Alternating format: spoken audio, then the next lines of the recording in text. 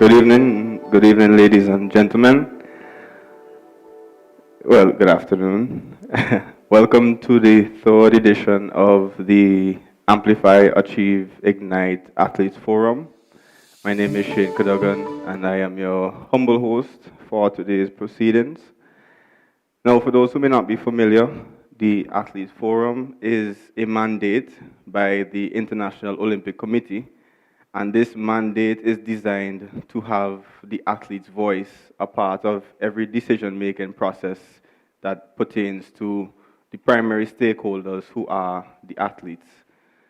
Now, it's only fit that for this mandate, we have a forum of this type where we bring together leaders in sports, locally, regionally, and internationally. And join with me today, we were blessed with the company of Mr. Cook de Silva Jr., who is the director of the Mustique Tennis Club. He is also the treasurer of the St. Vincent and the Grenadines Tennis Association, and he actually was also a tennis professional on the international circuit. To his left, we are graced with the presence of Miss Sabrina Mitchell, who is a multi-level sports administrator. She has served on boards for the International Basketball Federation and the Finance Commission, and she is also the deputy chairperson of our National Sports Council. So we thank you for your presence here today.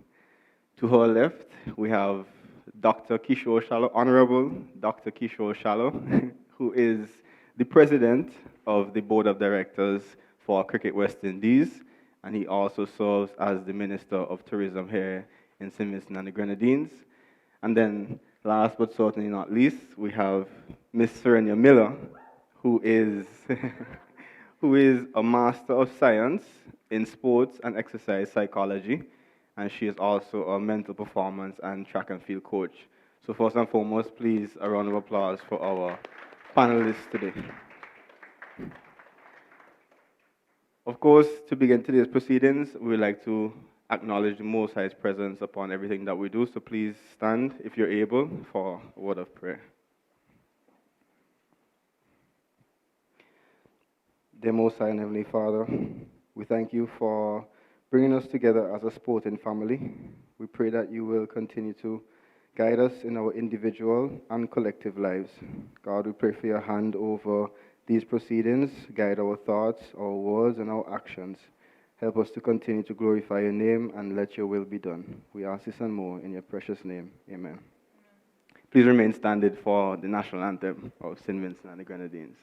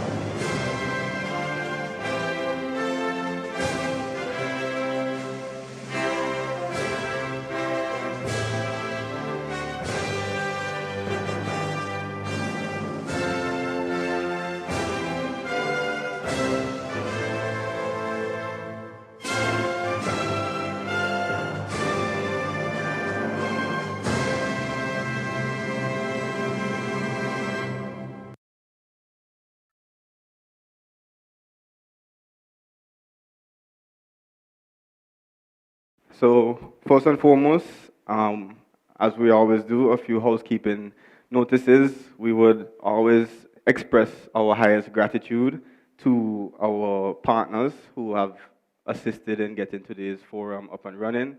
So of course, our live stream is being broadcasted by VC3, so we appreciate the VC3 team for being present. Of course, our All Athletes Incorporated volunteers who you see decked out in black and white.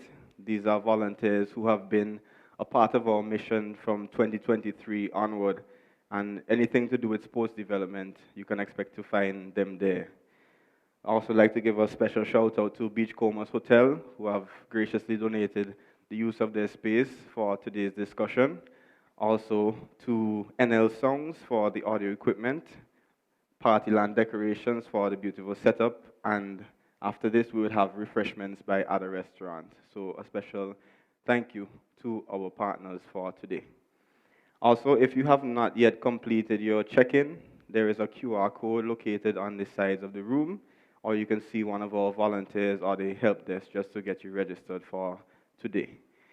And then finally, the bathrooms are located to the rear of the room. So please, if you need to, you just excuse yourself to the side and find the bathrooms to the rear. Now, this forum will be primarily a facilitated discussion between the panelists, and the questions will be fielded by myself, but of course, we encourage the panelists to engage in discussion among ourselves. This isn't any sort of formal presentation, but more so a way for us to have a family discussion, a reasoning, as we say in colloquial terms. Now, we'll be discussing a few topics such as emotional intelligence, financial stability after sport, as well as setbacks and comebacks, identity and performance. And following, as I mentioned, there will be a Q&A segment. So we encourage persons, if you do have questions in between, you can see our ushers around with microphones, but there will be a designated Q&A segment afterwards where you can formulate your questions beforehand, and you can engage us at 7. Now, for the most important part, of course, it's the getting to know our panelists. So we'll start with the ladies. Okay, ladies first. So Ms. Mitchell, we know that life is a cycle, and we know that every fruit you see bear starts with roots that are planted.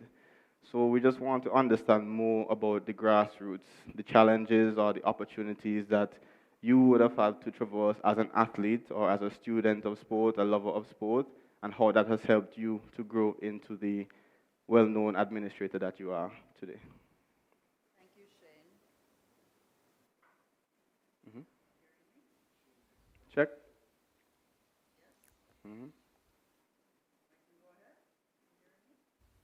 Troubleshoot. Yes, go ahead. Okay. Yes, we're good now. Thank you.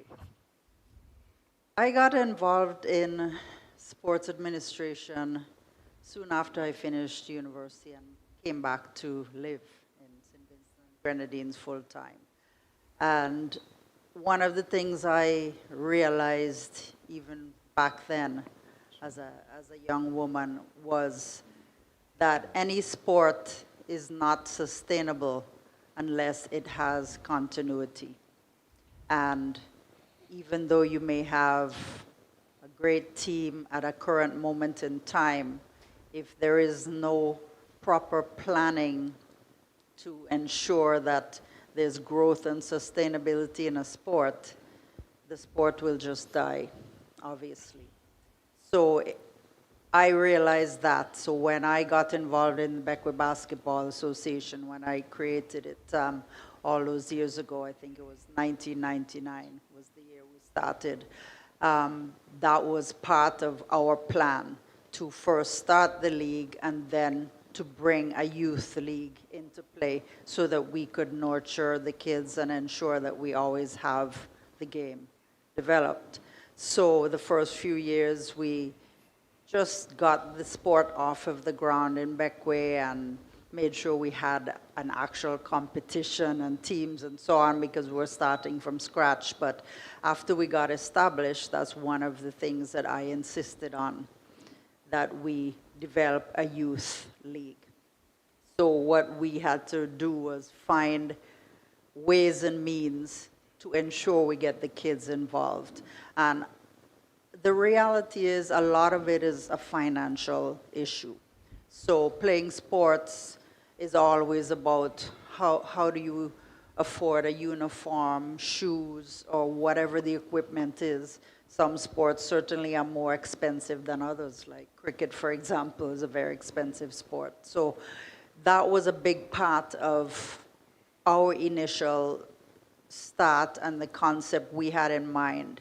And what we came up with in Beckwith that worked for us was that the older teams would be able to pay a registration fee and have their own uniforms and source that. But for the youth division, the association would take on the responsibility of that financial cost.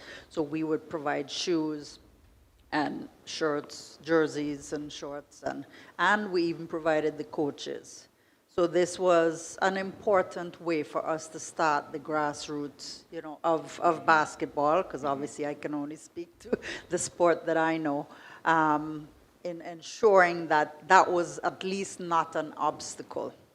So for me, that is a big factor in getting any grassroots program off the ground and sustainable, and to be able to grow it into something that continues is to cross that hurdle and find a way beyond it. And then, of course, it's the obvious things like reaching out to your community, creating interest with the children, making it fun. This is a very important part to start any kid playing any sport. It's not really about the technique at the age of, I guess it's 6, 7, 8, 9, 10 would be the ages, depending on the sport, of the game that you're playing. But at that age, it has to be fun. Mm-hmm. So it's for the coaches to come up with creative ideas to ensure that the kids don't just come to one event and then you don't see them again. They come back because it's fun. There's camaraderie and there's something in it for them, and it tackles the boredom sometimes and the monotony of doing something that's always the same. So you create a situation where you have a sport that they talk about and then they want to come back. So for me, one of the important goals in starting any grassroots program is to make sure that the kids come back. So those are some of the things that I did that were successful in ensuring, that the sport that I love, basketball, developed on the island of Bequia, which is what I can speak about. I really appreciate that, and thank you for everything that you've done for this sport. And of course, we know that there have been legends in basketball from St. Vincent, the Union Island, for example, who've gone on to the NBA, etc. So thank you for sharing. And I'll go right to my immediate right. And Serenia, I want you to start from your beginning as an athlete. And, we have many athletes in the audience viewing online as well. So them seeing themselves in you, and how do you see yourself growing using sport as a catalyst? Mm-hmm. Yeah. Start. Alright, so my beginning sport really started when I used to run from lakes when I was really small. So, I was a well-behaved child, but I started running. And then the only way my granny used to stop me is to threaten me and be like, you know what, I can trap you. Because I was afraid of blood, essentially. But, I really had a passion for running since I was Put this really a little small. closer. Sorry. Perfect. Right, so I really had a passion for running since I was very small. I was very active. I always wanted something to do. Let's keep going. Yes. So I was really active from when I was very small, and that just transcended into primary school level. Always went to primary school sports. Secondary level, always running as well. And so one day, Coach Michael Oliver saw my talent. He had come back to St. Vincent at that time. I think it was 2011, and he invited me to come training. Sorry, Serenia. Just to troubleshoot. Okay. All right, better. Right, perfect. All right. Just trying to.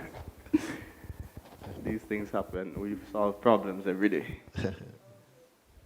It's working now? Okay. You might just have to hold it. Wow. Okay. All right. I guess it's working now. Right. So as I was saying, in 2011, when Mr. Olivier came back to St. Vincent, he was in Jamaica for a number of years coaching. He saw me one day and, essentially invited me to training. And at that time, I lived in Penniston, Vermont side, and the training was in Annisville. So essentially, for me, that was a bit of a struggle because I live far. The training in Annisville, I had to catch 2 vans, and my family is definitely not the richest. So sometimes I went, sometimes I didn't, just because I couldn't afford to go, until I went to community college. And that's when I was able to go to training more often, because I just, I went straight home afterwards. So essentially, he saw something in myself that I didn't see. I just did this sport because I loved doing it. Like, I love running since I was small, I was very active. And because this person instigated the idea that, you know what, your talent could take you beyond St. Vincent. It can take you to college, it could take you to compete at the next level as well. And at that time, sorry, we were training on grass. So now we have a lovely track. Thank you, Jesus. We have a lovely track. But we were training on grass, and obviously it's a bit hard to get your time down while you're training on grass. I don't know what's going on with this mic. But yeah, obviously it's a bit harder to get your times down training on grass. So we had to go to different regional meets, sometimes self-funded in the sense of, you know, family providing money, pulling money together to compete. I had went St. Lucia, Trinidad, self-funded, to some extent. Thank God for family as well.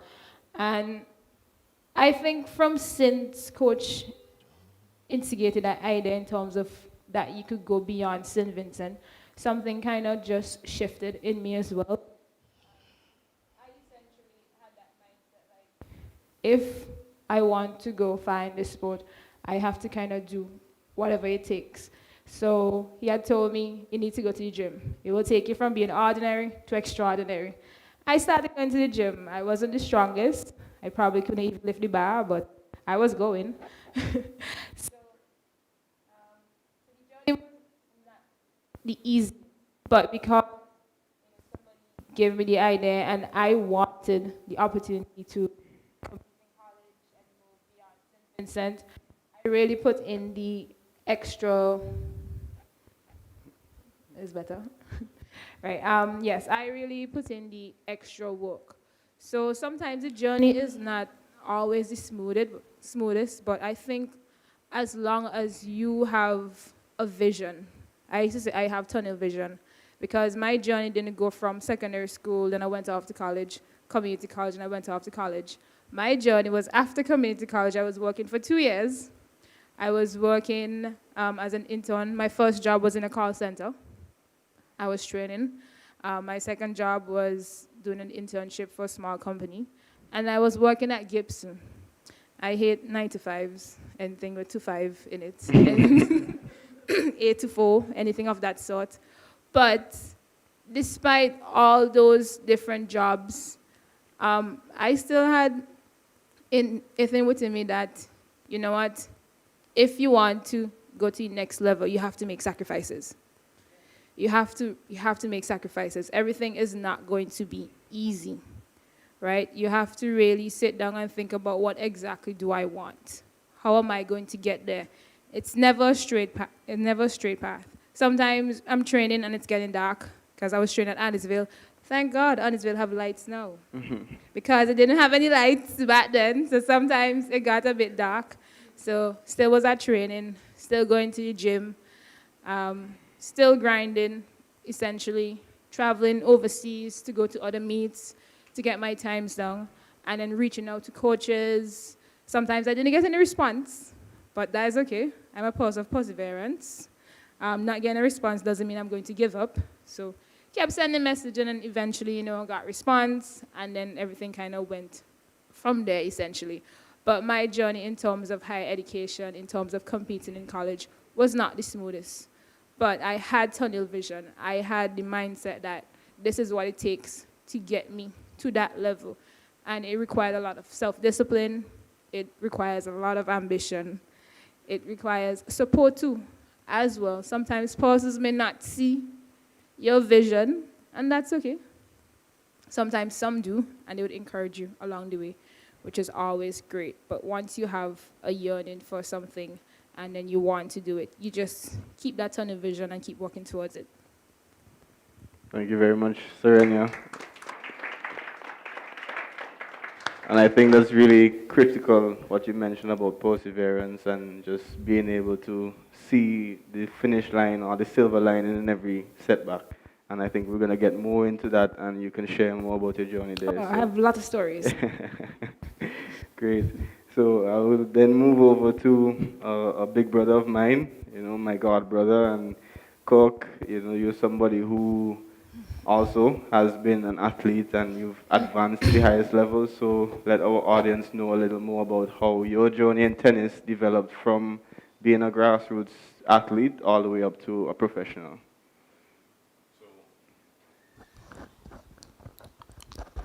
Highest level might be a stretch because professional tennis has tiers. So unlike many sports, you get signed with a big contract, you go home, splurge, buy a nice car, buy a nice watch. Tennis, you start with zero. So everything is self-funded from the time you decide that you're a professional player, or your coach might have enough faith in you to say, hey, I've seen this talent, you can take this all the way. Let's take it to the professional level. That becomes self-funded. But what you see as a professional tennis player, and I know this is most sports, is you see the outcome and it looks good. But my journey to being a professional tennis player started at 13 years old. So by the age of 13, I was already in a tennis academy, which for basic understanding, it's boarding school for tennis players. So that was already a shock when my parents said, well, hey, you said you want to do this at the highest level possible. We're going to have to make some sacrifices. You're going to have to leave home. Because the reality is we're on a small island, which is a tiny, tiny speck on the map. And tennis is global. And you have, on year in, year out, you have about 20,000 kids at age 13 to 18 trying to make it to the professional level, and literally 0.5% of them make a living from it. And that number might be high, it might be lower. So at age 13, I was already out there in the big world. Did fairly well here because I started pretty late. Found my way to craft the way around the tennis court. At that time, my dad, Kirk Sr., was teaching me to play chess. I couldn't hit a tennis ball properly, but I understood strategic movement. So the first international coach to see me, he was like, listen, you've got a brain on you, but not the skill. But skill is just part of it.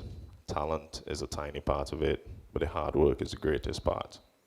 And I used that to my advantage, that I had a bit of talent, but I had the brains to go with it, the understanding of the movement of the courts, so I went with that.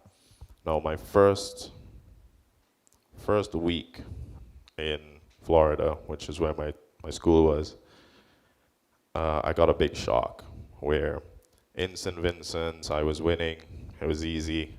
I felt like I was on the top of the world. Nobody could stop me. I'll be number one in the world by age 15, break every record.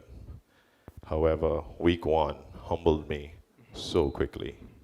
So week one, I get out there, I'm competing against a 12-year-old kid who's too young to be boarded, but his parents dropped him off every single day for practice. I walk off the court, no kidding, 15 minutes later, I was beaten 6-love, 6-love. That brought me back down to earth very, very quickly. Now, the journey from there, it only went up because I understood quickly that I needed to be humble to strive. I needed to wake up at 5 a.m. because I still needed to go to school. So 5 a.m., I needed to be up, breakfast in the belly. 5:30, I'm on a tennis court until 7:30. 8:15, I'm in a classroom. At 3:15, a bus picks me up. At 4 o'clock, I'm back on a tennis court. At 6 o'clock, I'm off of a tennis court. 6:30, I'm in the gym until 8. and then I gotta go home and do homework.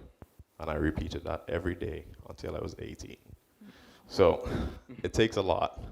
It takes a lot. Now, at age 18, much to my parents, or my mom mostly, much to her disagreement, I wrote an email, and that email sat in my draft outbox for about 3 weeks. That email was, Mom, I'm sorry. I think I want to drop out of university. I'm going to go pro. You can imagine having a Caribbean mother and having to send that email home. So I mustered up the courage one Friday evening, went out, had some illegal drinks because I was under 21, and did not check my email until about Monday morning. I ignored my phone calls, everything, only to get an answer that I did not anticipate. That was, if this is where your heart is, go get it. And that lit some sort of fire where I felt like, okay, if I have my mom's blessing, then I can conquer it all. But like I said, tennis starts from zero.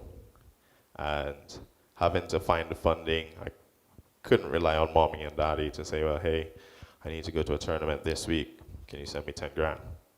But I need to go next week too. Can you send me another 10 grand? Because as Sabrina said, sports aren't cheap. And some sports are more expensive than some, and tennis is one of those very expensive sports. Because if you're competing at a high level, you gotta have a minimum of 6 rackets, 3 pairs of shoes, change your clothes, and 1 racket costs you $300 US. So you gotta keep that going. After every match, you've gotta have a fresh pair of strings, which is that thing in the middle of the racket. That could run you about 50 bucks per racket. So it's not cheap. You've got traveling in there, you got eating, you got your sleep. So it's an expensive journey. And then after 5 years of playing, then I realized that, you know what, there's so many more talents out there that, you know, surpass my hard work, because it's a different mindset.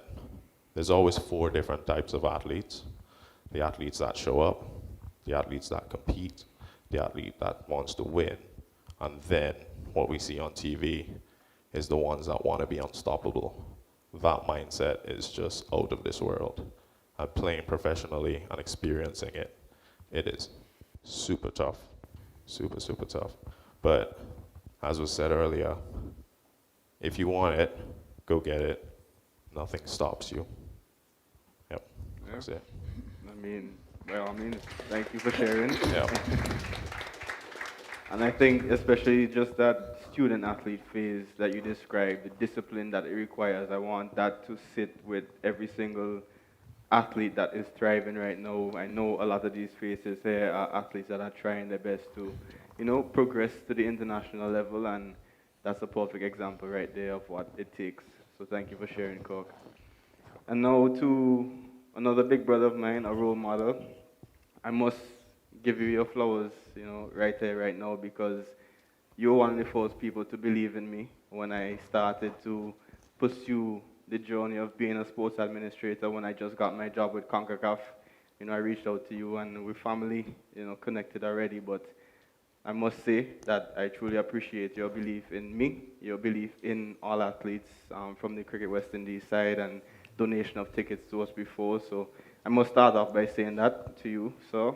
But I want to know more about your journey as an athlete. What's gotten you from, primary school level all the way to the highest that you are now? Yeah, thanks, Shane, and good evening, everyone. When Shane invited me to this discussion, right, so I thought naturally I wear a few hats. So I asked him, well, which hat you want me to wear at this event? And he told me, well, athlete and so on. But when he introduced me earlier, he didn't mention that I'm a former national player. He just said, Cricket West Indies and minister. But I'm always happy. In fact, I'm more happy to talk about sports more than practically anything else. And with that, I want to thank each and every one of you for really coming out this evening and showing support to our athletes. You know, they've been doing a wonderful job, obviously because of the support they have been getting from you. But when we start playing sports, right, when we started, all of us, you pretty much started out of pure passion for sports. In my case, I recall my parents and family watching West Indies play cricket. Whether it is 3 o'clock in the afternoon or 2 o'clock in the morning when they're in Australia and so on. And just the sheer excitement that I heard and experienced from them. We were winning them times gato. Right? You know, more than now, I should say. But that excitement, you know, you wanted to be part of that. I wanted to be involved in cricket.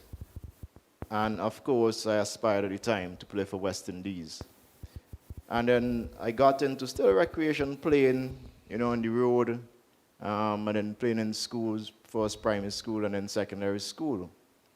And even in secondary school, still playing just purely because of fun. You're just having fun. Break time, I was one of the first on that little lawn, you know, where we go and play. And similarly, we play football as well.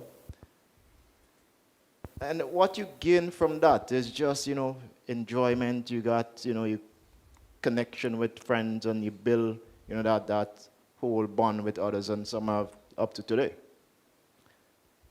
I recall an experience very early. We went to, I think it was Barbados. Yes, definitely Barbados. Probably about 12, 13. I see Roxer John Nick. Congrats, coordinator of sports. You know. And he was a panelist, so must acknowledge his presence Of there course. today as well. Right. So we went to Barbados and played a few days, really competitive cricket. And it kind of showed us that, you know, we could compete with anybody, you know, just coming from small St. Vincent and the Grenadines. And you see, and I went to Garfield Sobers, which team from England and all over the world. And we were competing. In fact, people were dominating, right? And it gave that confidence then that we could achieve practically anything we wanted to. So that's how our team and players that I played with at that time felt.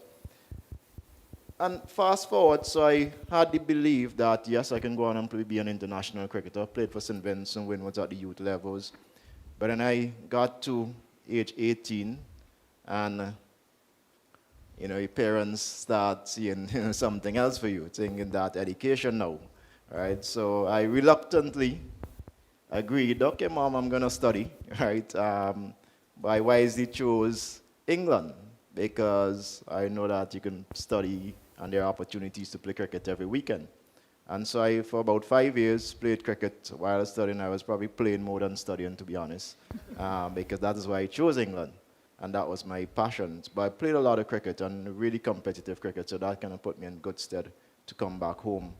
And I recall returning home after 5 years in England with a master's degree, and the very first thing I told my mom when I returned was, all right, Mom, so I finished studying, cricket time.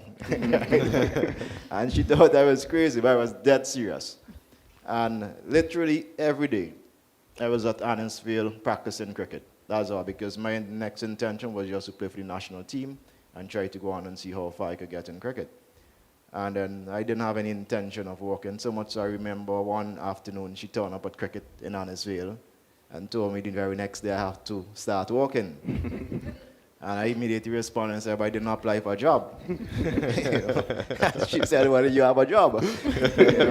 So, yeah, and she was well prepared, because I suspect that she knew what my response was going to be. And she brought reinforcement, a mentor of mine at the time, who convinced me, you know, Kish, you could play cricket still, but, you know, it's good to start, you know, your professional life also.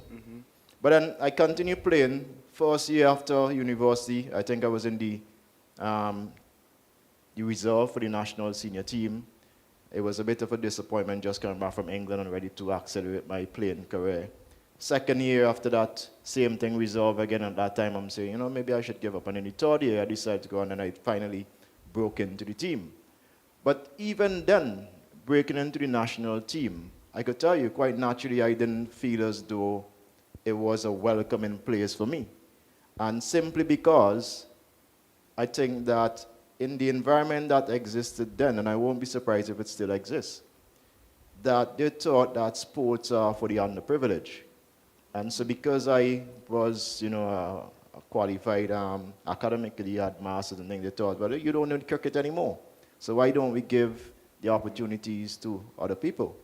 And that actually encouraged me to transition to administration much quicker than I intended to.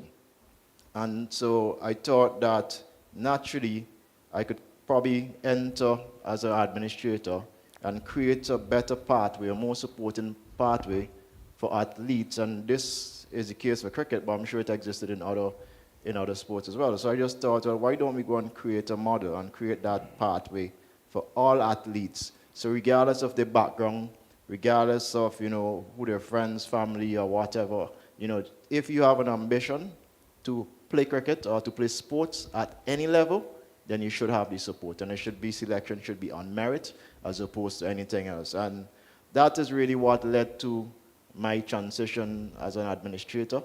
I think that, in my years here in St. Vincent and Grenadines as the president of the SVG Cricket Association, I've tried my best to, create an environment that is conducive for the growth of all. And I think that is very important in addition to, parenting, which is critical. And just to touch on parenting, I don't often get the opportunity to speak on how important parenting is to athletes. Because the reality is, most athletes, in fact, 70% of athletes stop playing competitive sports at age 13, right? And the majority of the other 30% only continue because of that parental support, right? Because they are, incentivized to continue playing, motivated and so on. And so you see those athletes with parental support, more long-term success. So we can't emphasize on that enough, right? But just to have, in addition to the parental support, to have boards, administrators, that, give confidence to the athlete that once they put in the effort, once they maintain that discipline and they perform, they're going to advance based on simply that. So that I see as my role now, Shane, from being a player, which I thoroughly enjoyed, but now I'm in another part, another dimension, another role, where I believe I can contribute to the advancement of our athletes. Thank you for sharing. And I think, ladies and gentlemen of the audience, I always preface by saying that there is a difference between explicit knowledge and tacit knowledge. Explicit knowledge is knowledge that you could go to a library and you could pick up a book and you could read history and these things. That's explicit, that's written. But this right here is tacit knowledge. Storytelling is one of the ways that us in this West Indian civilization have been able to progress, been able to build legacies, because we tell stories and we know how to relate to stories and we see each other's we're all one family, right? So with that being said, emotional intelligence is a word that we always hear. Emotional intelligence is something that we wonder, what does that really mean? And to me, it means the awareness of the people around you and the awareness of self. Being able to know, okay, I am feeling this way right now because of X, Y, Z, but he or she might be feeling this way as well, or feeling a certain way because they may be going through things. And we all have challenges, we all have setbacks, as each of our panelists have expressed today. So my question to you, Ms. Miller, is what are some healthy ways that athletes can cope with disappointment or cope with frustration, and what have you used in your own athletic journey to cope with these setbacks? Well, first of all, it's very important to recognize that nothing is necessarily a straight path in terms of in sport. There are going to be disappointments. There are going to be setbacks, essentially. I could share from a personal experience. When I first got to college, I was really excited. I was glad for the opportunity. My first year of competing, it was really great. I made it to nationals, which at that time is like really a big deal because nationals is just Well, you should know as an athlete, when you go nationals, that's like the highest thing in college as well. So I had a really great first year. And then the second year now in college, when I was a sophomore, I was just plagued with injuries. So I did cross country as well. So for track, there's 3 seasons: cross country, indoor, outdoor. For cross country, I kept getting knee problems. So I was like, okay, coach is like, okay, we'll focus on indoor. Indoor, I had a toe problem. So I'm like, what is going on? And then I was like, okay, coach is like, okay, we'll cut indoor short and then we'll focus on outdoor. And outdoor, I was training well, feeling okay, I'm ready for outdoors. And then I pulled my hamstring. So it's like, what is going on? Injury after injury after injury, etc. And at that point, I'm like, I'm doing everything right. I'm making sure I go to practice. I'm making sure I'm showing up to training, giving my best effort. I'm stretching, I'm doing my ice baths, etc. But I'm someone who is a bit more optimistic to some extent. So there's always a lesson in everything. And when you're faced with disappointments, it's very important to recognize who you have around you as well. I was very fortunate to have a coach who really, I would say, really cared for me. When I pulled my hamstring, he took me by a physiotherapist. I think he was more worried than I was when I got injured. He took me to a physiotherapist, and the physiotherapist was basically explaining that, this would have happened eventually. And it wasn't a matter of me doing everything right. It's just that maybe I was doing something, but there was something I probably could have done, I could have been doing better. So he was like, you're really tight, you would have got injured eventually, so you need to work more on your flexibility. And I was like, okay, this is probably what I need to do. But having that coach around me was really supportive in the sense of, you know what, you're going to get back on track. He's taking me to the physiotherapist. He's making sure that I do my rehab, make sure I go to the trainer, etc. That was very important. So when you're faced with disappointment, it's always good to know who you have around you, who's in your corner as well. And in terms of, this is where I really got into sports psychology, matter of fact. I was looking for ways in terms of how I could improve. So when I'm ready to get back on track now, like I should be mentally stronger. So I started looking up in terms of sports psychology techniques that I could use. And there were 3 techniques that I really still use to this day, was goal setting, right? I make sure I set my goals for my recovery.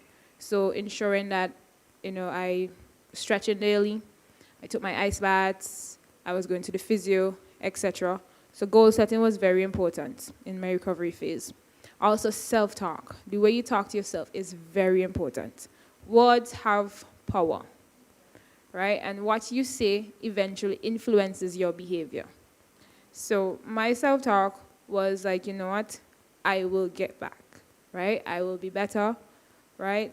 I am, I'm good enough. I made it to nationals last year. I know that I'm good as an athlete, and I know I can get out of this phase, essentially. So self-talk was very important.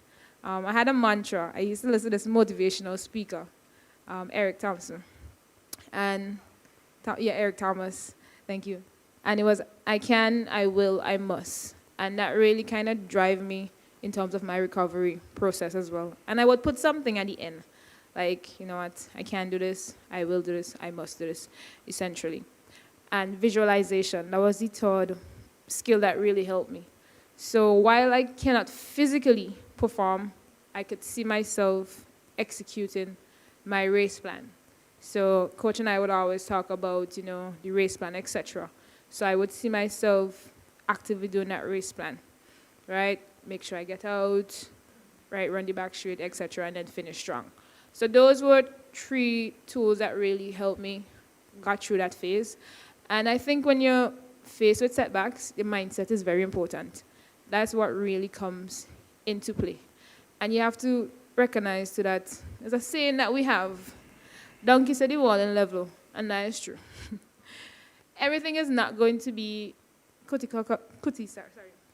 Mm-hmm. Everything is not going to be clear. And it's very important that you recognize that. as well. It comes with the journey. But it's all about how you're able to perceive things, right? How you view your situation. You could view it as the end, like, oh, I'm not going to get back. I'm not going to be where I once was. Or you could be like, what is this moment teaching me right now? What do I need to learn from this moment? Is it I'm not doing something right? It could be I'm doing everything right, and that is okay, right? But the goal is to always keep moving forward, essentially. So when dealing with disappointment, it's very important that you have good social support around you. You have persons who you could speak to and talk to. Somebody also went through what you went through. So if it's an injury, another athlete also went through that as well, right? If it's something else to deal with outside a loss, somebody went through that as well. So it's very important you have persons who you could relate to, right? Just to get those things off your chest.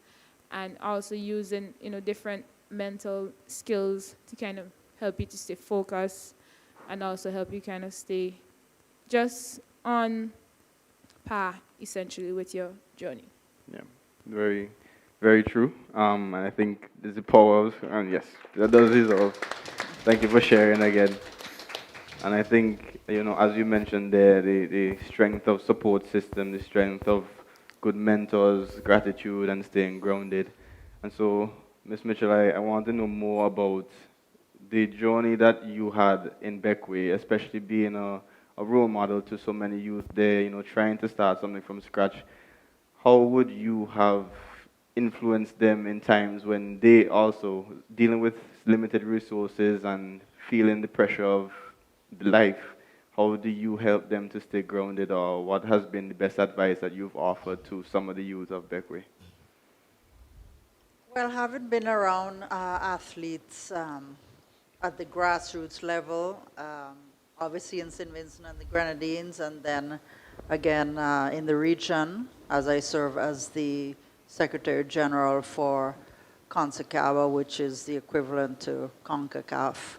So I have many federations, in my responsibility, and internationally taking part in various administrative aspects of international basketball globally. I think the topic of emotional intelligence is a really important one that you have raised here in this forum, and something that I don't think probably gets enough traction and conversation. And as an administrator, I would say my recommendation is that this is something that coaches need to, first of all, understand what it is and put it in their cadre of what they are going to teach their athletes. So, for example, passion is a very important part of sports, obviously, and being excited and motivated and energized is obviously what it takes to be a successful athlete, and caring above all else and being able to sacrifice to reach your lofty goals, especially if you're an athlete, an elite athlete. But at the end of the day, if you don't have a certain level of emotional intelligence, it will always hold you back, because you have to be able to temper your anger when you do fail and things don't go as planned, and understand as well what happens to your teammates if you get angry, and the role that that plays in this team's demise or success. So I would encourage coaches here not just to focus on the physical success of your athletes, but to understand and try to get into them the importance of understanding that intelligence in sports is really important. And by that I mean to be able to self-analyze yourself. And, the young lady here touched on it, to pull up yourself when you know you've done something wrong, said something that pulls down another player, or cuss out a referee or something of that nature, which we know is very common here. You know, you have to first be able to self-reflect on your own mistake. This is very, very important. And also to understand that, again, as I said, the role that that has in a negative way on your teammates, you know, and to recognize that and to be able to channel it and overcome it so that your team can have more cohesion together and, you know, move forward in the proper way. So my advice, as I said, would be for coaches here to try and mentor your players to understand the impact, you know, either in a positive or a negative way of a player's aggressiveness if it's channeled in the wrong direction, basically is what I'm saying. So I would like to see more of this and this in our games here in this country. And I would like to see these senior players and the management of teams and administrators and as I say, the elite athletes take responsibility to basically mentor the younger athletes so that they know how to deal with disappointment. Failure is part of sports. Yep. Some of the greatest athletes in the world have failed many times, and it's a tremendous motivator. So you cannot reach greatness if you don't know what failure is all about. Very true. So thank you for sharing. And I think, once again, a vital point there in terms of failure and the importance of failure, because you can never be successful without failure. And you know, I want to pitch this to you, Kurt, because tennis is one of the most expressive sports when failure comes about. You know, I can't tell you, growing up, I've seen so many rackets broken on the international circuits and these different things. So for you as an athlete, like, how has it been growing that management of emotions and being able to channel it into potential? One of the first things you need to identify is yourself. So what's your triggers? What sets you off? And once you've identified that, you got to develop that fire and ice personality.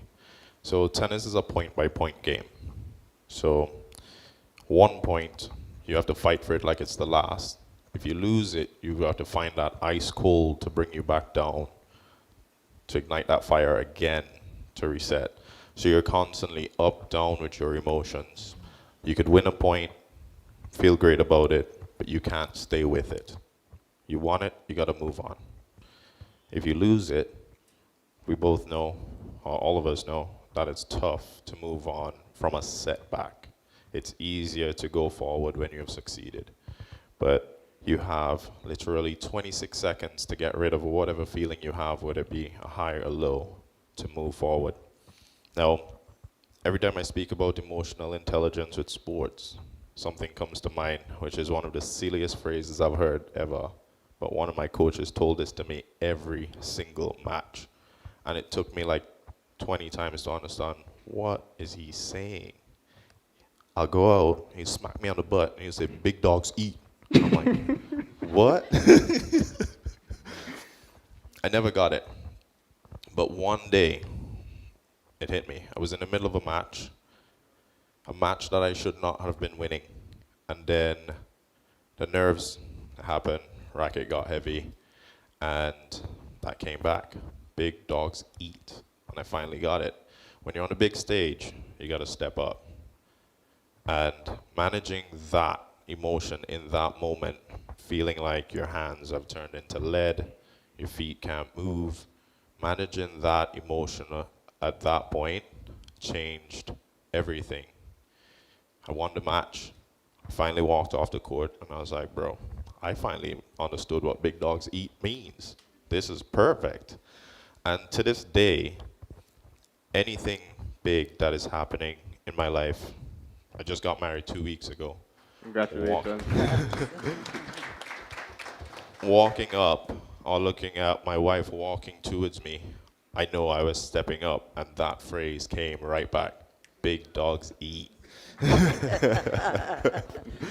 But what happens a lot of times is that you teach athletes how to perform, but you don't teach them how to perform mentally, which is the biggest thing. So one of the things that I was also taught was forget how strong you are, forget how fast you are, forget how good you are. How mentally tough are you? And that it translates into sports and life every single day. And even after my tennis career, like it's something that, again, it sticks with me because tennis is a lot like life. You got to move on very quickly from a win or a loss. Thank you, Cork. And I hope that resonates once again with all athletes who are, taking in the wisdom that's being shared today because, stepping up when you feel like the wall is against you, when pressure is on you, it really takes a certain level of mental aptitude to channel it. And Dr. Shallow, I want to use the team sport aspect. So tennis as an individual sport, you manage everything that you can deal with. But from a team sport perspective, dealing with persons from different backgrounds, dealing with persons who have different feelings at different times, and being able to manage teams and lead teams, what would you advise to our viewing athletes? Yeah, well, the truth is it applies to both, whether it's an individual Of course. sport or a team sport. And if you do possess emotional intelligence, it simply gives you a competitive edge. It gives you that competitive advantage, and that's the frank reality. If you're in an individual sports like tennis, you do doubles still, right? So, Yeah. but True. let's say that. But just managing the pressure. Sports is high intensity, and just to manage those emotions, while you're playing, it is critical. It is what could determine winning or losing, determine an injury, and how do you come back even if there's an injury. And quite often in sports, and I'll take the perspective of a team just now, and in addition to the athlete, I'll take the perspective as well from a leader as well, which is important. But before we go there, quite often we talk about the disappointments in sports and how do we manage disappointments. I have seen how important it is to manage success as well. Right? And I think it's something that we don't pay enough attention to. I see it especially in cricket.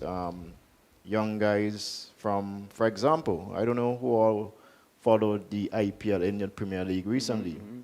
There's this unbelievable kid, 15 years old, who is doing things that no one in cricket has ever done, right? And to achieve that level of success at age 15, how do you manage that, right? And no one prepares you for something like that, right? So as much as we want to focus on the disappointments, losing a game, being successful, in a tournament or life, we also have to we have to place equal emphasis and effort into telling our athletes, listen, if you become successful, it's important for you to remain grounded. It's important for you to maintain the same discipline, practice even harder, right? Or you're going to face a period in your career. Every athlete has gone through a period of poor performances. That's just the reality, right? So yes, you're successful now, but how do you manage it to know that there are going to be those darker days ahead when you probably feel alone, right? So that's where emotional intelligence comes out. But from a leadership perspective now, how do you ensure that you extract the very best out of your teammates or your athletes if you're a coach? And I recall Darren Sammy, who is now the head coach of our West Indies teams. We speak quite often, and he often make reference to his period as captain for the West Indies team, managing the likes of Chris Gayle, managing the likes of Dwayne Bravo, and all these different superstars, and how he had to temper his own personality, because by all means, he was a superstar as well. But how does he take the limelight, the spotlight away from him so that these guys who, they perform because of the adrenaline and that, status of being a famous athlete. And when he walks out, what he did was simply, every time he got an opportunity, he would commend them. He would congratulate them, say how well they are doing. And whenever they were in a team environment atmosphere, he would call on the stars to tell them, okay, what do you think, Chris? What do you think, Dwayne? And just to manage, just knowing, what every individual, in the team wanted, how they would react, what would motivate them, because there's some of them you have to also, get under their skin. There's one athlete locally, who I won't call his name, but I know over the years, he likes to feel, as though his back is against the wall, and that is when he performs best. And, you have to almost jam in a corner, at least allow him to feel that, and then that brings out his best. So it's about understanding the athlete. So if you, in your own life, understanding what drives you, what gets the best out of you. And then if you're in a team environment, especially as a leader, or as a captain or a coach or whatever, understanding the others and knowing exactly how you could extract, the best out of them. Very, very, very critical there. So thank you for sharing that, Dr. Shallow. And I really want to, harp on that point you made about success and being able to manage it, because we always measure success by results. We measure success by, the accolades, etc. But as you mentioned, Ms. Mitchell, it's more about the character, who we're building as people, and we want athletes. I think sports is one of the best tools to building good characters, good citizens of, our nation and beyond. So, I want to start with you again, Serenia, in terms of who are you outside of your sport? What makes Serenia Serenia? It could be family and all these different things, because it's important for athletes to remember that sports doesn't define you, right? You are just a part of it. This is to catalyze your future, right? So who are you outside of sport? That's a very good question.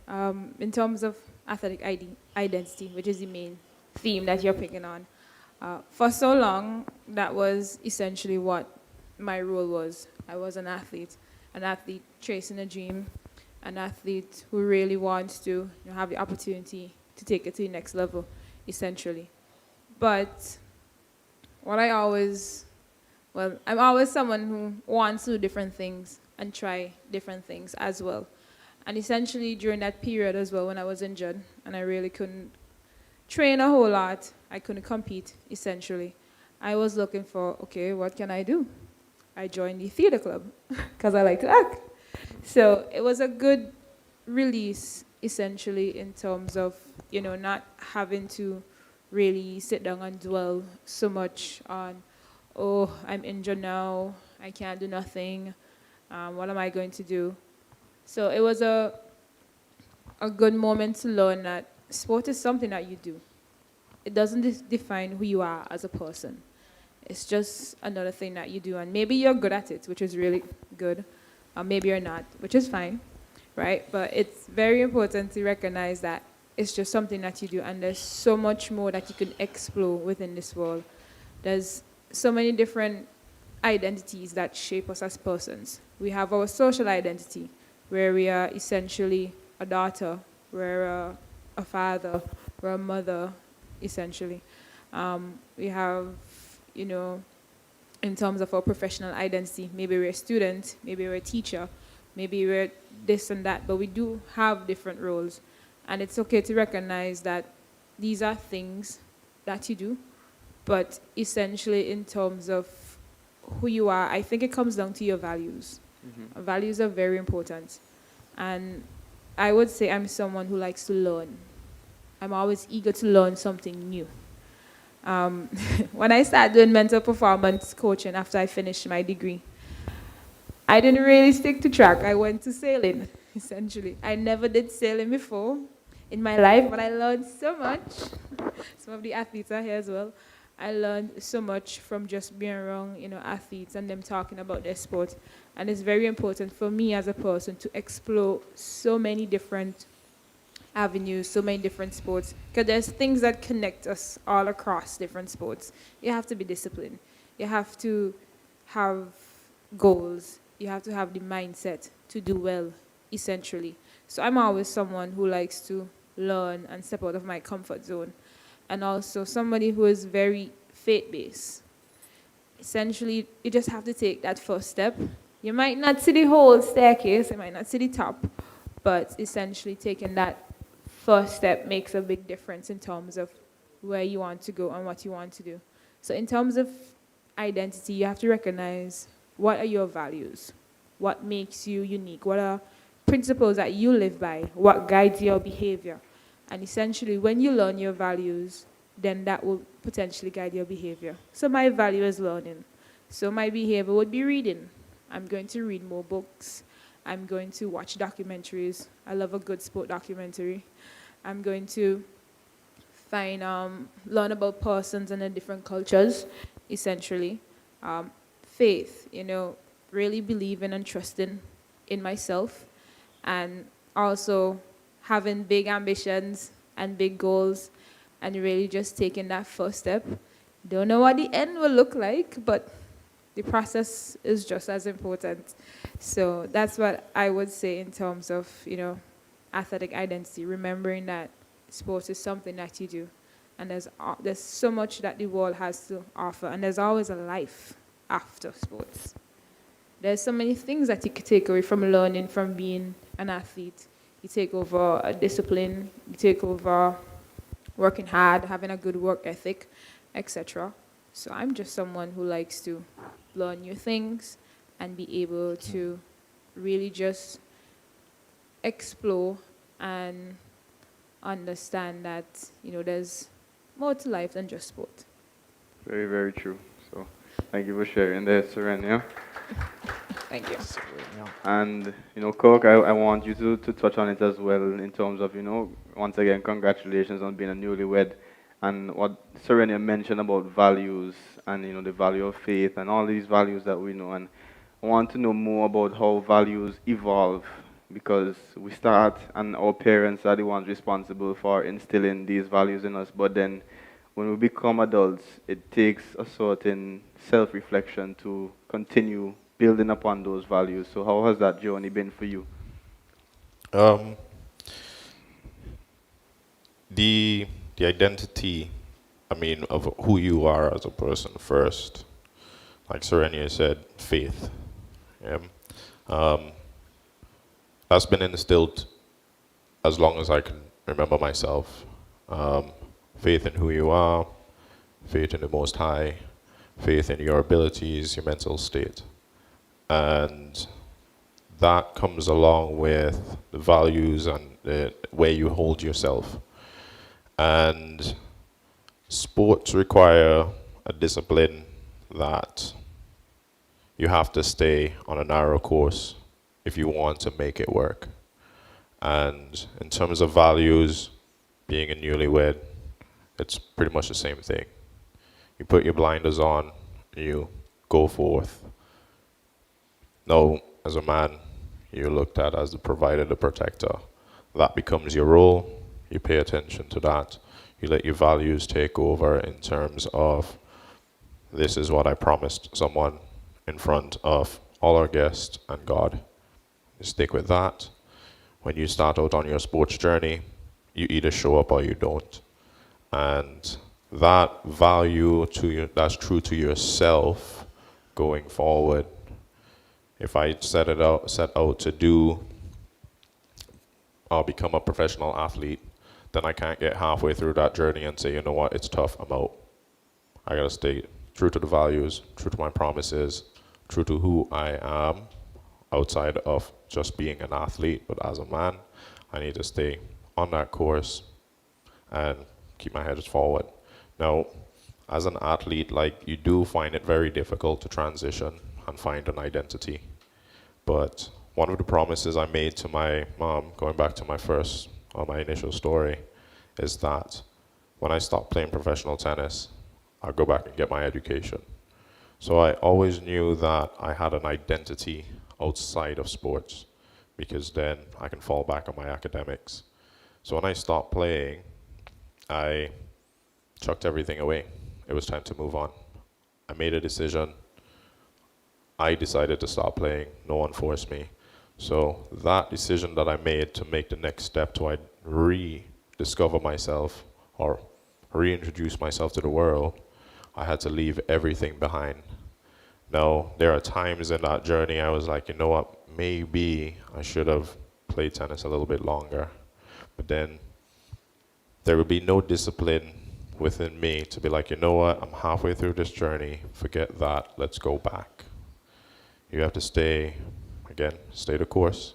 You've made a decision, stick with it. And that brings out somehow the true value and essence that you have in yourself, is that ability to rediscover yourself and stay through it. Just stick to that decision. Thank you. Thank you very much, Kirk. And, sticking the course and feeling the loss that we mentioned sometimes, but then also recognizing that the path is narrow, but the path isn't meant to be smooth. Yep. It's going to be filled with its ups and downs, and that's why you rely on your faith and, being able to remind yourself why you're doing it. So, Ms. Mitchell, I want to know more about how can athletes develop that purpose? How can they continue to feel like they are somebody, not just on the court, but off the court as well? Being an athlete, I always try and encourage the players that I know and work with and mentor. You want to be a holistic individual. Your physical talent and prowess as an athlete is just one part of who you are. Education plays a huge role in sports. There are very few sports that you can succeed in if you don't have a certain level of education. And parenting is a very important part of how an individual develops, not just as an athlete, but as a human being and a person. Your journey as an athlete is just one part of your life.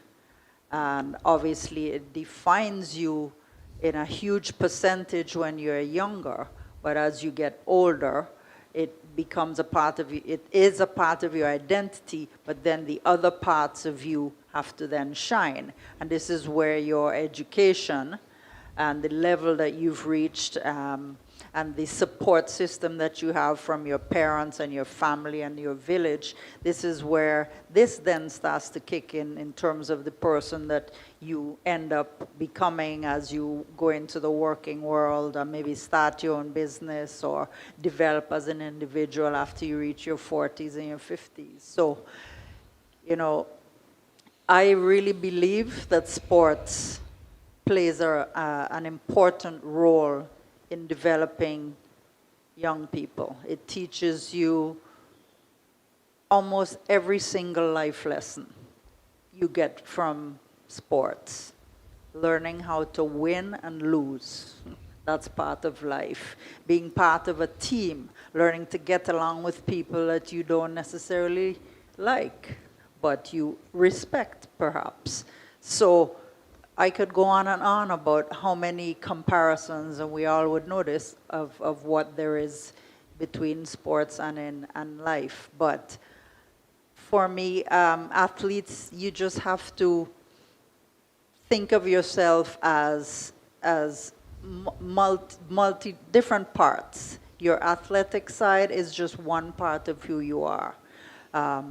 As I say, you have your side with your relationships and your friendships, your community, and then you have your professional side. There are many, many different sides to a human being. So you can't just pigeonhole yourself into this is who I am and that's that. Because then after the sports part of your life starts to diminish as you get older, you then will start to struggle, okay, who am I? And what can I do for my society? So if you haven't maybe nurtured relationships as you were on this path to success, and you get to that age where the sports then stops, you have then, sabotage yourself because you've maybe alienated people in your community. Maybe if you were too arrogant or, many things that can happen to athletes. So you have to always try and look at the big picture.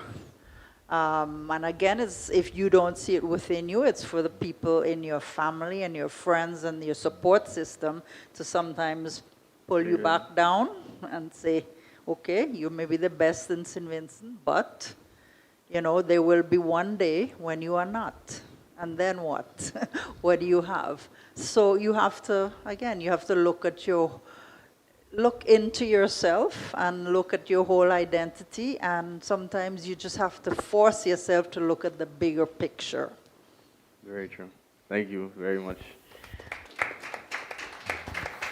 And I think, as you mentioned, it's just critical to see that bigger picture. And to you, Dr. Shallow, Dr. Shallow, having gone on education all the way to the top and pursuing a doctorate, for somebody who also wants to follow that journey, I commend you for that, and I think there's a lot to learn from it. So I want to know more about how that journey, especially in England, was in terms of developing from the educational side of things as well, and how did opportunities, doors open for you that you may not have never expected? I think I don't know, not everyone has it, but I think it's important to be self-driven and know what you want. So once you understand what that destination is, what you want out of life, then I think it's a matter of staying focused. Fortunately for me, I've never really had an issue with, being focused. And so, whether it is playing cricket or, pursuing any level of education, then I've always been able to maintain a balance. And I think, again, it's maybe the circle, your network and so on, the friends you have, your family support and all of that play a critical role. But it ultimately starts with you, right? So I've always been a very competitive person as well, extremely competitive. And whether I'm playing cricket or anything, I want to win. If we're playing a backgammon game, a game of chess, I'm going to try my utmost to win.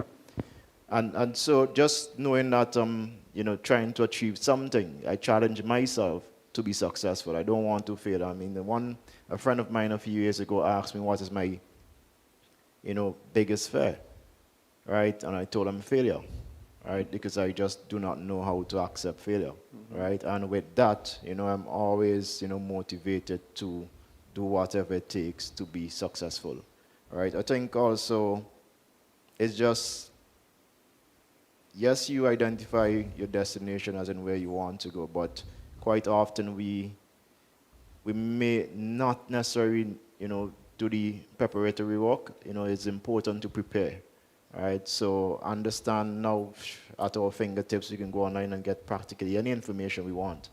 So just researching, digging deep and understanding what it takes to achieve something, charting a way and be strategic in terms of getting there and surrounding yourself with the right people. I think that is not a bad formula for success. Very, very true. So thank you for sharing there. And, I just want to keep it popcorn. I'm trying to find different configurations to ask the questions. But no, I think, as you shared there, it's more so about what you want for yourself. And for me personally, especially, I think that's what has driven me, my competitive nature, always wanting to, and it's learned in sports, always wanting to not be the best person in the field, but be the best version of yourself. And I always tell myself, just be 1% better every day. And I think, we know that compound interest is the eighth wonder of the world. And being able to say, okay, let's use push-ups, for example. We do 10 push-ups today. Tomorrow we do 11. Just being able to compound on that gain, I think is really critical, especially as an athlete, but as an individual, and being able to grow just as a character. So, Cork, I'll ask you the next question about what does it take to be able to understand, okay, this is where I am, point A, and to get to point B, this level of discipline is required. And this is on the journey of setbacks and comebacks. We mentioned that it's not going to be a smooth road and turbulence exists. So what helps you, I mean, we mentioned faith, but what helps you to steer the ship clear no matter what sort of storm comes your way? Goes back to that saying, Yeah, big dogs eat. yeah, very true. So it goes back to something that keeps you grounded. It could be a prayer that someone taught you. In my case, a phrase that I've grown up with. That brings me back to baseline every single time. Whatever happens. Pressures of life happen in and out of sports. When it happens, my go-to phrase is that phrase. Brings me back down to baseline. You identify that you're having a problem. What are you going to do to solve that problem? What are you going to do to go forward? Instead of sitting on it and, being consumed by it, you find a baseline that that's going to take you forward. And there's a story that I always keep in mind with Kobe Bryant. So Kobe Bryant was in a playoff game where he had 3 shots, 3 opportunities to win a game, missed all 3. Sat on the sideline at the end of the game, hand in head, and the reporter went to him and said, "You must be overcome with emotion." He was like, "What emotion? I'm trying to figure out why I missed it and what I need to do to be better." And those 2 things, that story, that phrase, those 2 things just repeat over in my head. Go forward. Because not one of us sitting in here doesn't have adversity. It's how we go forward from it. Yeah, thank you, sir. And then, Serenia, especially in your journey at the collegiate level, so, those who may not be familiar about the shock that happens when you move from being an athlete in the Caribbean to then going to the collegiate level in the US, for example, what kept you grounded and connected to your roots whenever it felt like if you were alone out there?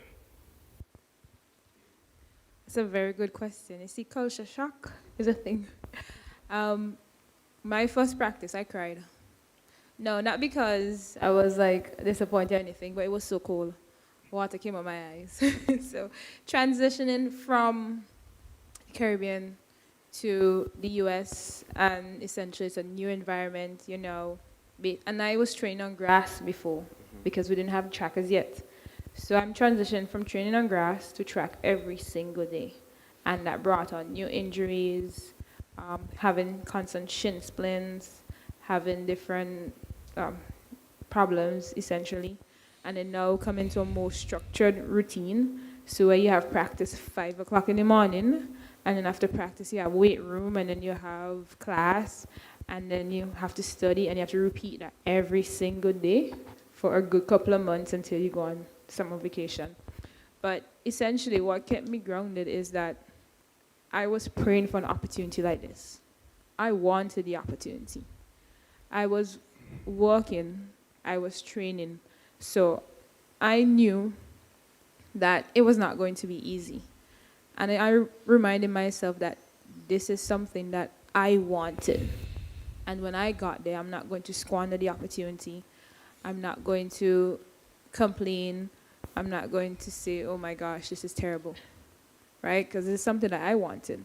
So that what's really kept me grounded. And I think as well, those 2 years after I finished community college, it helped me to become more mature, essentially.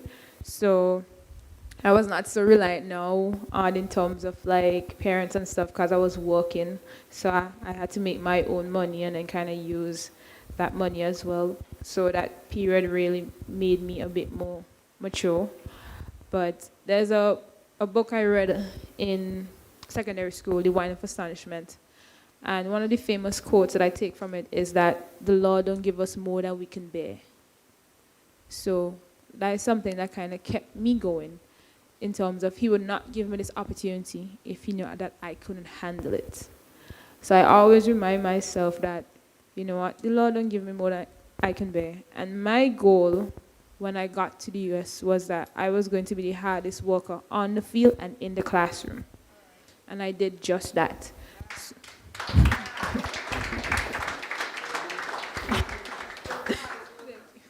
Yeah, so I did just that, graduated summa cum laude, went to nationals, essentially got school records.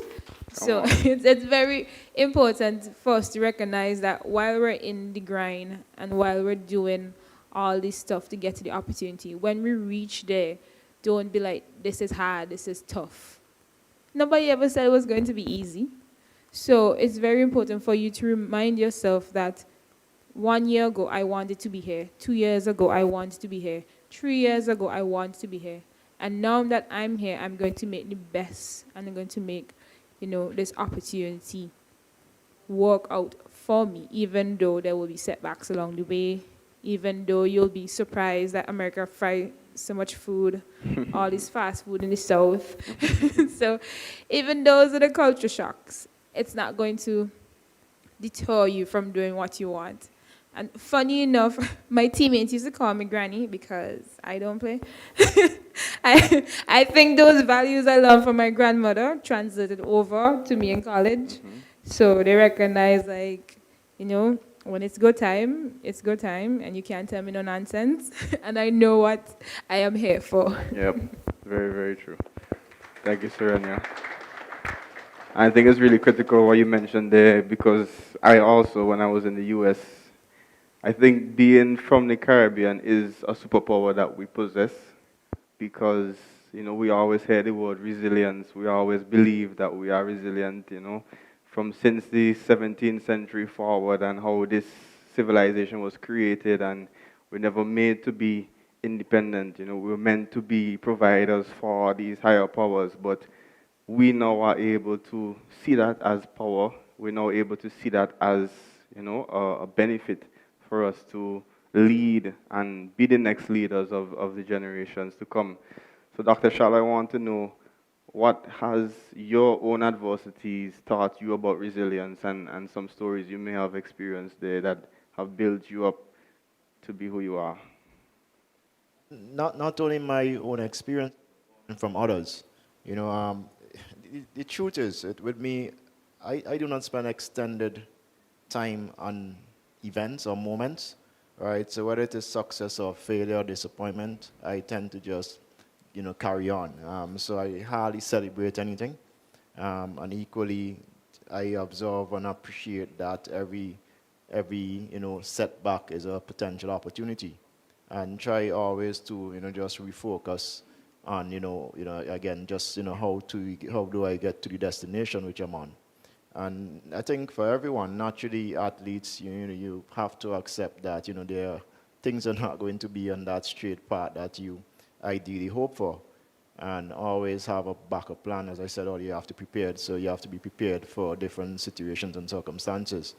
And I think something that has benefited me over the years is always stopping to my seniors. I tend not to say older folk, because but always learn from those experiences, because most of the time there's someone who has, walked your path. There's someone who has experienced something before you. So why not benefit from the knowledge and experience of others? So I've always, tried to get as much information from those who may have gone, on that journey that I'm on before me. And I think that has been very beneficial and helped me to sort of navigate, what is ahead. So again, I think it's key, and I urge every single athlete to just know that there are going to be tough moments, and know that you're going to get over them. But at the same time, I will say, you probably want to do better than me and celebrate your successes, but don't spend too much time and effort on those as well, because they are very much short-lived, and it's always to remain focused on, your ultimate goal, whatever that is. Very true. Thank you for sharing there. And Ms. Mitchell, you are the daughter of one of the most resilient leaders that, we've ever had. And I think, I want to know more about who has helped you throughout the most difficult periods in your career and what has been your support system that allows you to be a great support system for others. I grew up in a very, very strict household, and my father had a very high bar. So I remember many times coming home from school and I just so happy I got like an A and, bragging and can I go in the sea because we live right near the beach, obviously in Beckway. Can I go in the sea? Can I go sailing? Because we had a little sailing boat. And he would say, no, you got an A. You didn't get an A plus. Go and study. Wow. So, I grew up in a household where there was always, mediocrity was not acceptable. It just simply wasn't, and, I find often, with my friends and colleagues, if they don't succeed in something, they always kind of justify it and find a way to make themselves feel better that they didn't do such a good job. But the way I grew up, it was to recognize it and keep reaching higher. And as Dr. Shallow said, you don't celebrate the little wins, you always keep looking for the higher goal and the higher goal, and I can do better, and we can do better, and St. Vincent can do better, and we always see ourselves as the best, because my dad taught me that if you always reach always for the top, if you do end up here, it's better than if you just you aim for here, mm-hmm. because then you end up here. So I was taught to always, reach for the top. When a similar experience I had when I left Beckway I was very young, 13 years old, to go to school in Canada. And I didn't even speak proper, the Queen's English, as they say. I could only speak Beckway dialect, which some of you don't understand at all. And I remember first going to school in Canada, in Toronto, and I just felt like a fish out of water. Like I cried every day for a whole year. And that first year, I was real excited to come home for Christmas. And my father said, no, you're not coming home because you're crying too much. You need to toughen up, suck it up, and fit in yourself in that society. So you're not coming home this Christmas. I ended up, of course, spending it with family I had in Canada, so it was still lovely. But the point was that it was a terrible culture shock for me to grow up on a little island in Beckway and to be immersed in this civilized society. And, I just was totally out of place. And it was a scary, horrible experience, but it also toughened me up and it taught me a lot. And, the discipline, to circle back to your question, the discipline that I learned from my father specifically has carried me very far in life. And a lot of the success that I have is certainly due to him pushing me.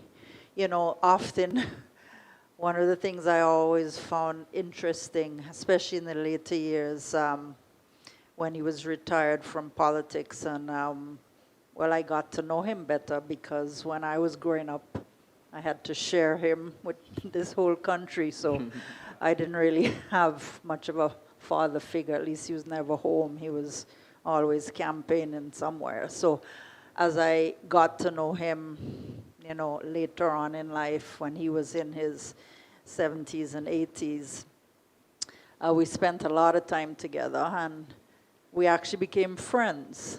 When you're growing up, your parents are just parents. They're not people, really. They're just these figures that tell you what to do. And you don't see them as human beings who actually fail and have joys and successes and failures and so on. But one of the things I found an interesting anecdote was, you know, my father always criticized me, always. Like I was never good enough, I didn't do well enough, this could be better. I never really knew what he thought of me. Of course, I know he loved me, but in terms of my success as a professional and so on. And the only way I knew that, because other people told me, whenever we see your father, gosh, you're always bragging about you. I'm like, what? About me? Like, no, can't be. I can't do nothing right in his eyes. But, you know, he never told me, but he would tell other people. So I would only know from other people that I was doing something right, because he was, you know, it's not always the right way, but it was his way of parenting to keep me always trying to achieve and always pushing for the best, and incredible discipline. So I have to thank him for that. I didn't at the time, but I can now. Thank you for sharing there, Ms. Mitchell. And I think, you know, that is, you have the time and you can look back on those memories now, but for those athletes now, take the time to appreciate your parents. And Dr. Shalom mentioned the importance of parenting before, but you know, even it took me up until I was about in college when I really got to appreciate the sacrifices that your parents make, and, you know, sacrificing time with you to progress as a leader. You know, your parents are here for your better interests, so always take the time to recognize that. And I think one of the other reasons your parents are here is for preparation, not just for sports, but for life itself. And I think that preparation, you know, fail to prepare, prepare to fail. So, Kirk, for you, I just want to talk more about, you know, now we're getting into the stability of sports and being able to find that stability in managing resources. So what has been, or what is a lesson that you wish you learned earlier that you had to maybe come to a harsh reality when it comes to managing resources and finances, for example? That came down to ego for me. So my dad is an accountant, first of all, and I did accounting to appease him, you know, get the monkey off the back kind of thing. And also did business management. And coming out of school, giving up my tennis career, I went straight into business head first, and I failed big, like real big. And it came down to just an ego. Like I still had that competitive edge. Like my dad said, I can't, but I will. And like Miss Mitchell said, nothing was ever good. So even if I was successful in something, I would never hear it from him. It was just never good enough. And it's not until I had a conversation with him as an adult, becoming his friend, then I truly understood what he meant. And the management of resources was his thing.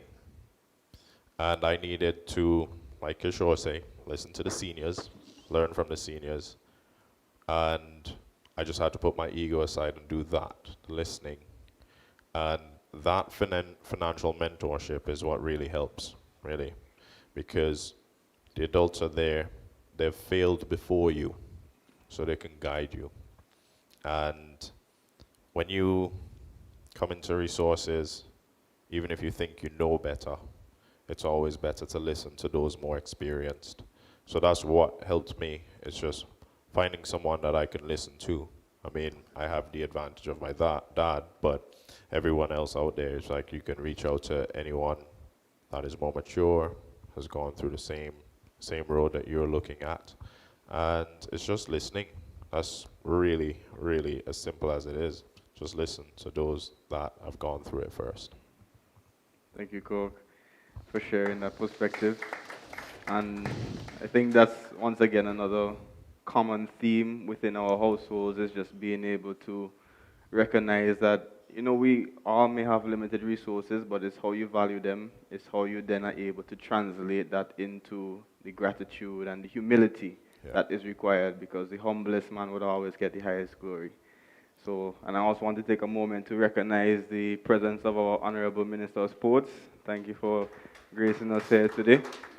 And I hope you could be our panelist in the next edition, putting you on the spot straight away. All right, perfect.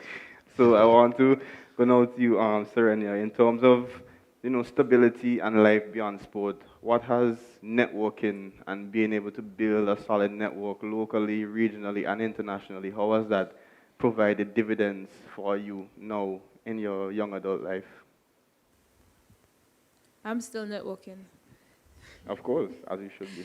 I think the transition essentially from competing competitively to now I'm teaching and coaching as well. It was necessarily, I would say, like the smoothest transition because there was goals that I think that I still had to achieve, but circumstances beyond my control kind of just made me transition out of the sport essentially. But I still found other ways where I could be active in terms of coaching essentially. And when I came back as well, I told coach, if you need me, I am here. And then it just happened that I transitioned into coaching, did my level 1 certificate essentially, and then now I am in a position where I'm able to, help athletes as well and move on to the next level. But one of my main things has always been volunteering. And, Shane, as well, All Athletes Inc., I'm a volunteer. I always find ways where I could give back. I'm also the General Secretary for the Archery Association. I'm involved in other sporting activities as well. So I think in terms of networking, in terms of being genuine in your efforts. So I try to stay around the sport and get involved in as much as I can. And at first I was a bit timid to kind of speak to people as well because, adults are scary. So yeah, while I'm adult, I was an athlete, but sometimes, they can be scary. So you really have to kind of put yourself out there and really just introduce yourself, even if you don't get a favorable response.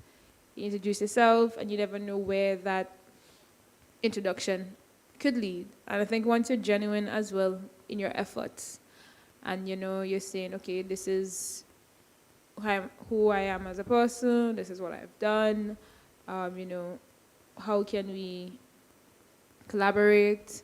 I think I'm still working on that as well. But for me, I think it's very important to kind of step out of your comfort zone, right? Take that step and just to talking to somebody. You may not know that person, but just start a conversation. Eventually you might find a common ground, something that you could relate to as well. And those persons who you speak to, you never know what opportunity they might have awaiting for you. So networking is very important. And the more that, and essentially as well, when you go to college, you go to different places, those persons that you meet, they are the ones who you're going to meet again sometime in life, in the workspace, in the business space. So it's very important to even keep certain persons around you, even those from school, those from your business place, etc., because those persons are the ones you'll meet again sometime in the future. But really just be open to the opportunity of meeting new persons, sparking a conversation, letting them know that this is what I do. In my case, having an elevator speech ready, saying, okay, this is what I have my degree in, this is who I've worked with, this is what I've done so far, this is what I'm doing now. That's very important, really understanding who you are as a professional and who you are as a person.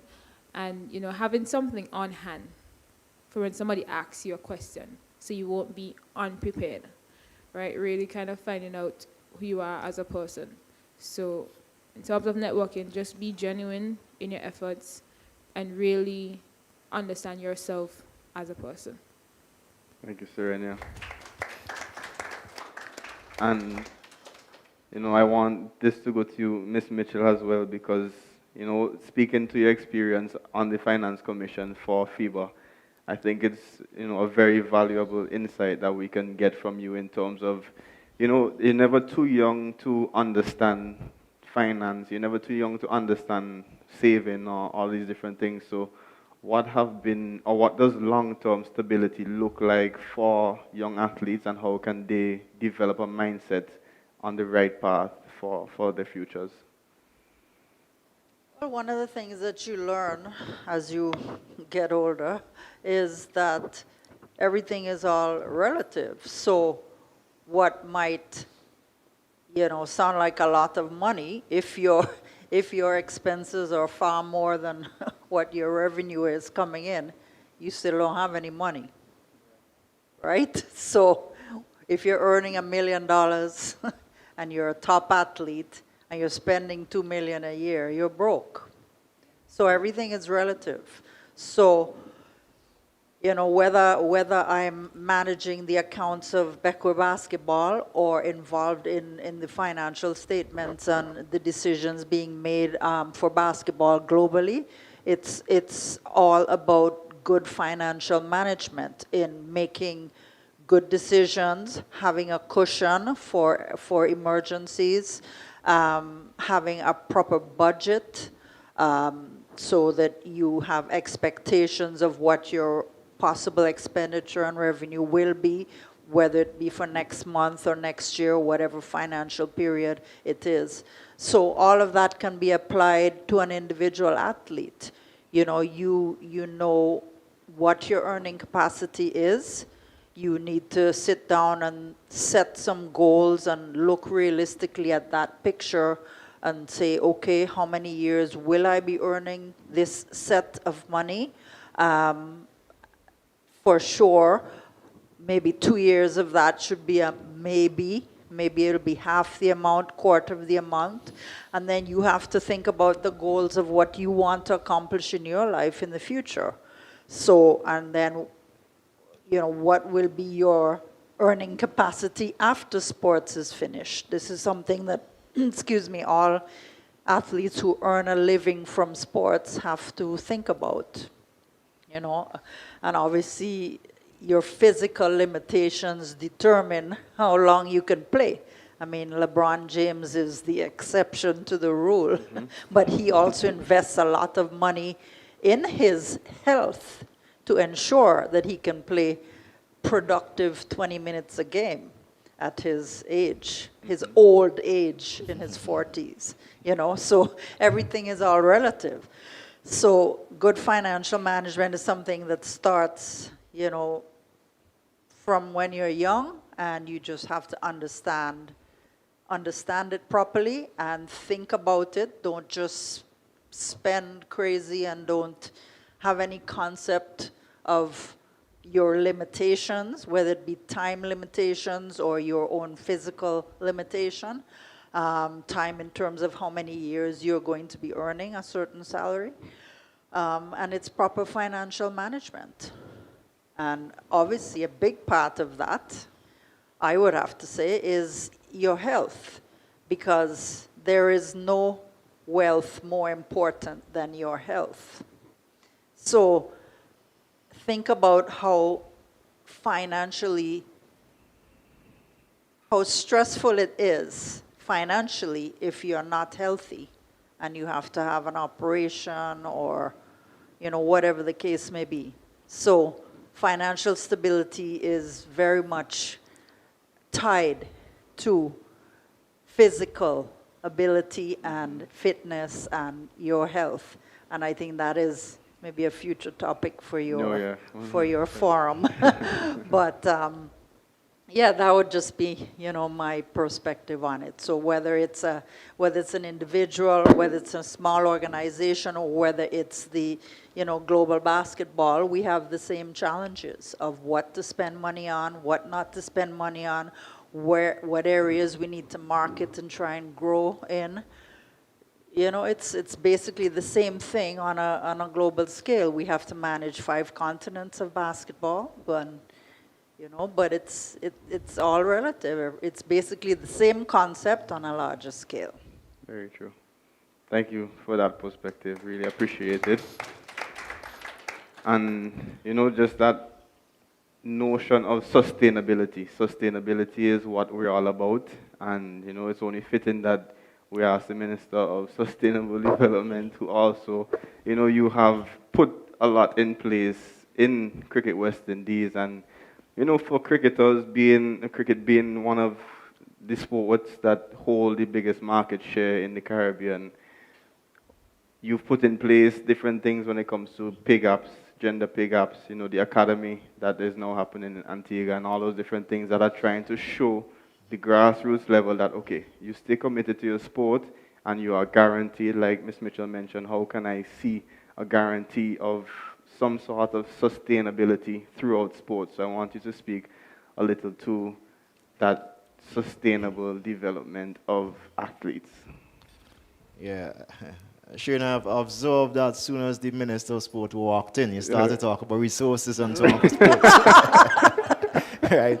And I'm sure he won't hold it against me if I lay a bouncy pitch for him the next time he comes on, But resources are critical, that is really the fundamental for sports. And whether as individual athletes, are supported by their parents or friends, they have the resources to excel. Ultimately, I do believe, and unfortunately, I'll speak to our context here in St. Vincent and the Grenadines, and probably by extension the Caribbean, that I think we would be able to achieve a lot more if given, more resources and support. All right, I think that's coming from up. All right, I hope the minister taking note in the valley.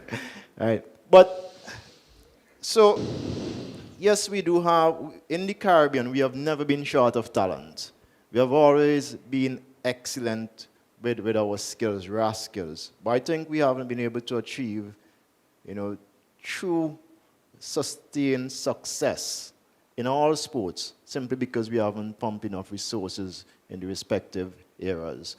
Facilities, even putting systems in place, support system for athletes, and also just a holistic program around athletes.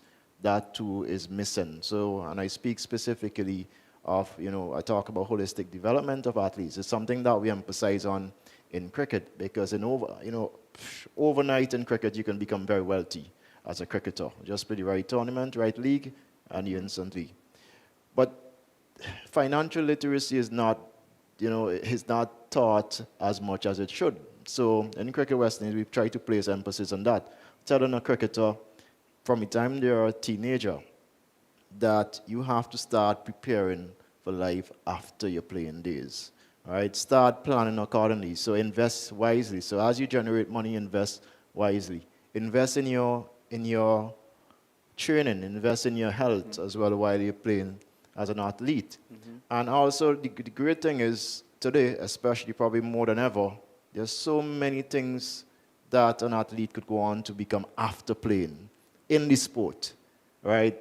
Whether it is as a coach, a physiotherapist, a trainer, a commentator, an administrator, whatever. There's so many opportunities. So it's while you're playing, start positioning yourself, thinking for that, preparing your education, which is why I've always been a champion of balancing education and sports, right? Because you have to prepare for life after playing. But I think ultimately is to get adequate support, and it's something I will continue to advocate for, that we have improved facilities, right? Because that's a key resource that we need. If we could provide more incentive for our players, because it's absolutely, we all know the importance of sports. How can we just provide athletes with more opportunity and inspire a culture for sports? Similar how we have managed to inspire almost everyone going to secondary school who want to go on to university. Encourage everyone from you in primary school to want to play sports. I think it should be mandatory unless there's a, some constraint, physical constraint, right? So I think that clap is coming from the coordinator, so I expect him to implement that. Right, but we do have a long way to go, Shane, but one thing I continue to believe in is our exceptional talent. I believe that once we put the necessary support system in place and the resources, then, you know, we will see certainly Vincentians, you know, excelling across the world. Wholeheartedly agree.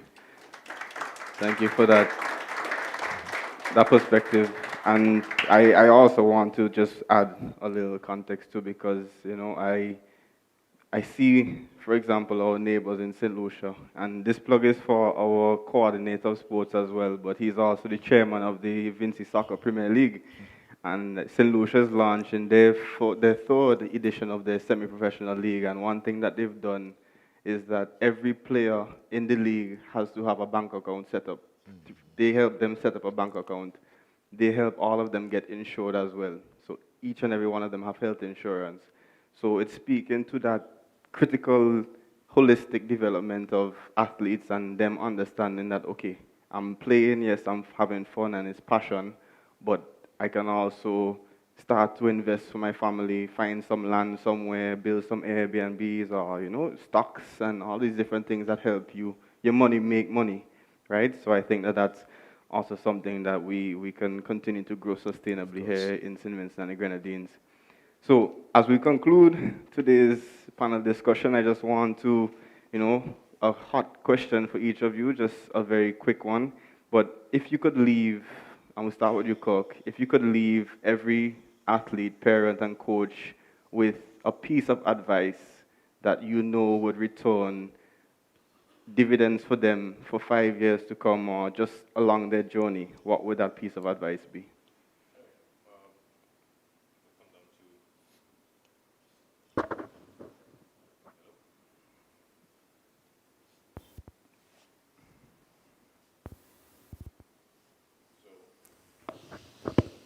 So it will come down to one word. It's just belief. So going as a parent, believing in your kid. As parents, you would have had your own setbacks. You would have had your own failures. But you don't want to limit your kid based on your experience. Coaches, same thing. So most coaches are athletes that didn't go all the way, whether it be their own limitations, finances, any setback along the way. Don't set that bar too low. Just always make the sky the limit, no matter what anyone says. The sky is the limit. If your coach doubts you, with the wrong coach. If your parents doubt you, then you can't really trade that up. But it's also putting in the work where if someone doesn't believe in you, you give the output, let them believe in your hard work.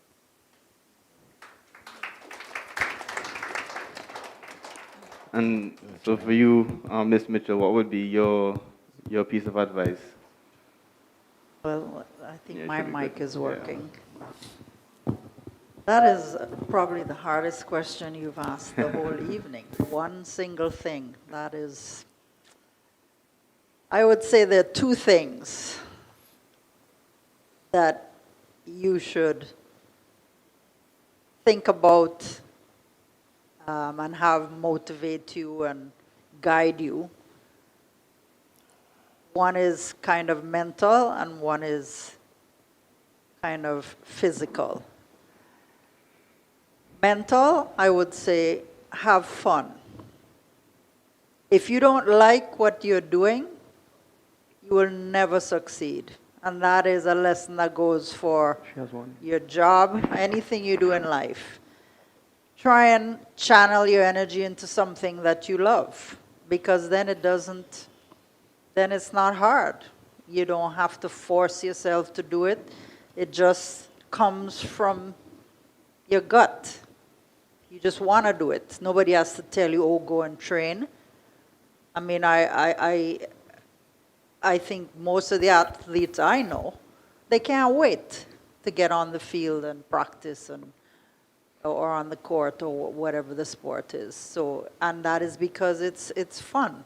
So always try and focus on something that you love. And the second thing I would say is to make sure that your body is always physically fit and take exercise and your health seriously. Your body is a temple, it is precious, and it is what you put into it. So it's what you eat, and it's whether you exercise or not. So that is, I would say, one of my advice to anyone who wants to be a successful athlete, because it will obviously benefit you long after you stop playing. Thank you very much. And I'll just come down the line here to you, Dr. Shallow, your parting piece of advice. Yeah, and Shane, once again, thanks for the opportunity to be here. It's been enjoyable 2 hours. So looking forward to listening to others going forward. But it's really just to say that sports is an incredible tool, right? It is really a blessing to have a platform where you can showcase your talent. And I just want to urge all athletes, do not take your talent for granted, right? Make the very most of your talent, because it's limited time as an athlete, and you want to capitalize on that God-given talent for as long as possible. And for us, behind the scenes, in positions that we can influence the outcome of our athletes, is for us to play that supporting role and go above and beyond to ensure that they have an environment that is conducive to getting the very best out of these athletes. Because we know very well, as a country, what athletes, are capable of doing for us. When you're out there playing, you're an ambassador, you fly in our country's flag high, and it's remarkable exposure for our country. And, the opportunities we can get at home here, hosting events, tournaments, and so on, using sports, and this is the tourism plug here now, using sports tourism to stimulate the economy. I mean, just all around tremendous opportunities in sports. So I urge, you're already converted in this room. I don't need to preach the gospel of sports to you. But for everyone who this may reach, if they reach your ears, just support sports, right? In any way possible, give sports your full backing, and I'm sure that we'll reap the benefits in the future. All right, so thanks again for the opportunity. Thank you.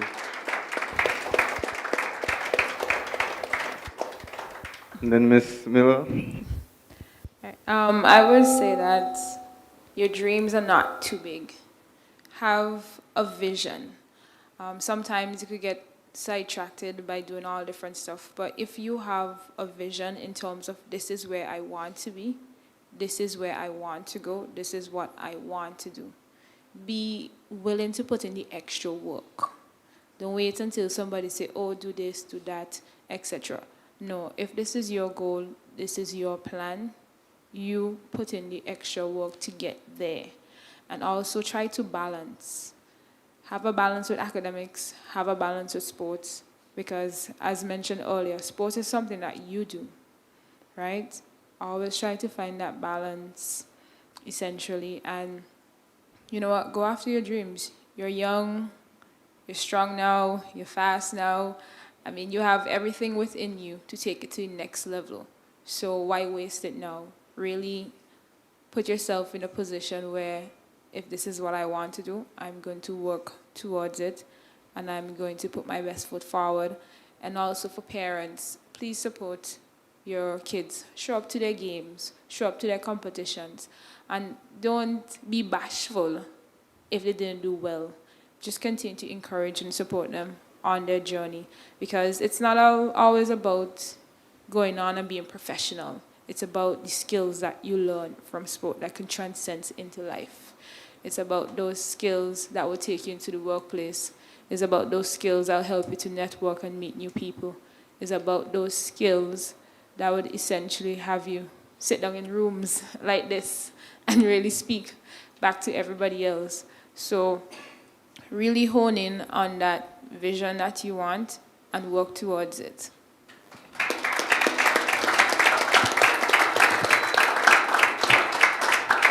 Thank you for sharing that, Serena. And I would also like to leave just maybe my 2 cents as well. But anybody who knows me probably could guess what my piece of advice would be. But I've lived by this since I was a 12-year-old dreaming to go to the Olympics. I always believe that it is what you do in the dark that puts you in the light. When the lights are off, when nobody is watching, when it's just you alone, you make those decisions, and those decisions affect your altitude. And it doesn't matter if you're an athlete, if you're a leader, if you're an administrator, a coach, a parent. It's those decisions when there are no eyes around you. You and you, that's what defines true success. So, with that being said, I just want to, firstly express utmost gratitude to the panelists for being here for these 2 hours. I know, it's been a very riveting discussion, but I do appreciate each and every one of you. So please, a round of applause for our panelists.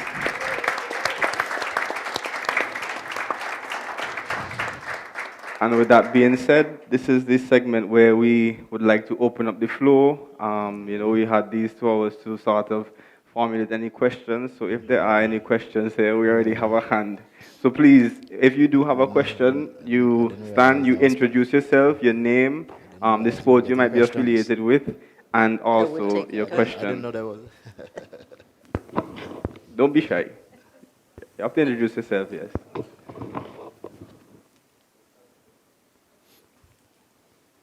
Good afternoon, everyone. I need this one. You try this mic.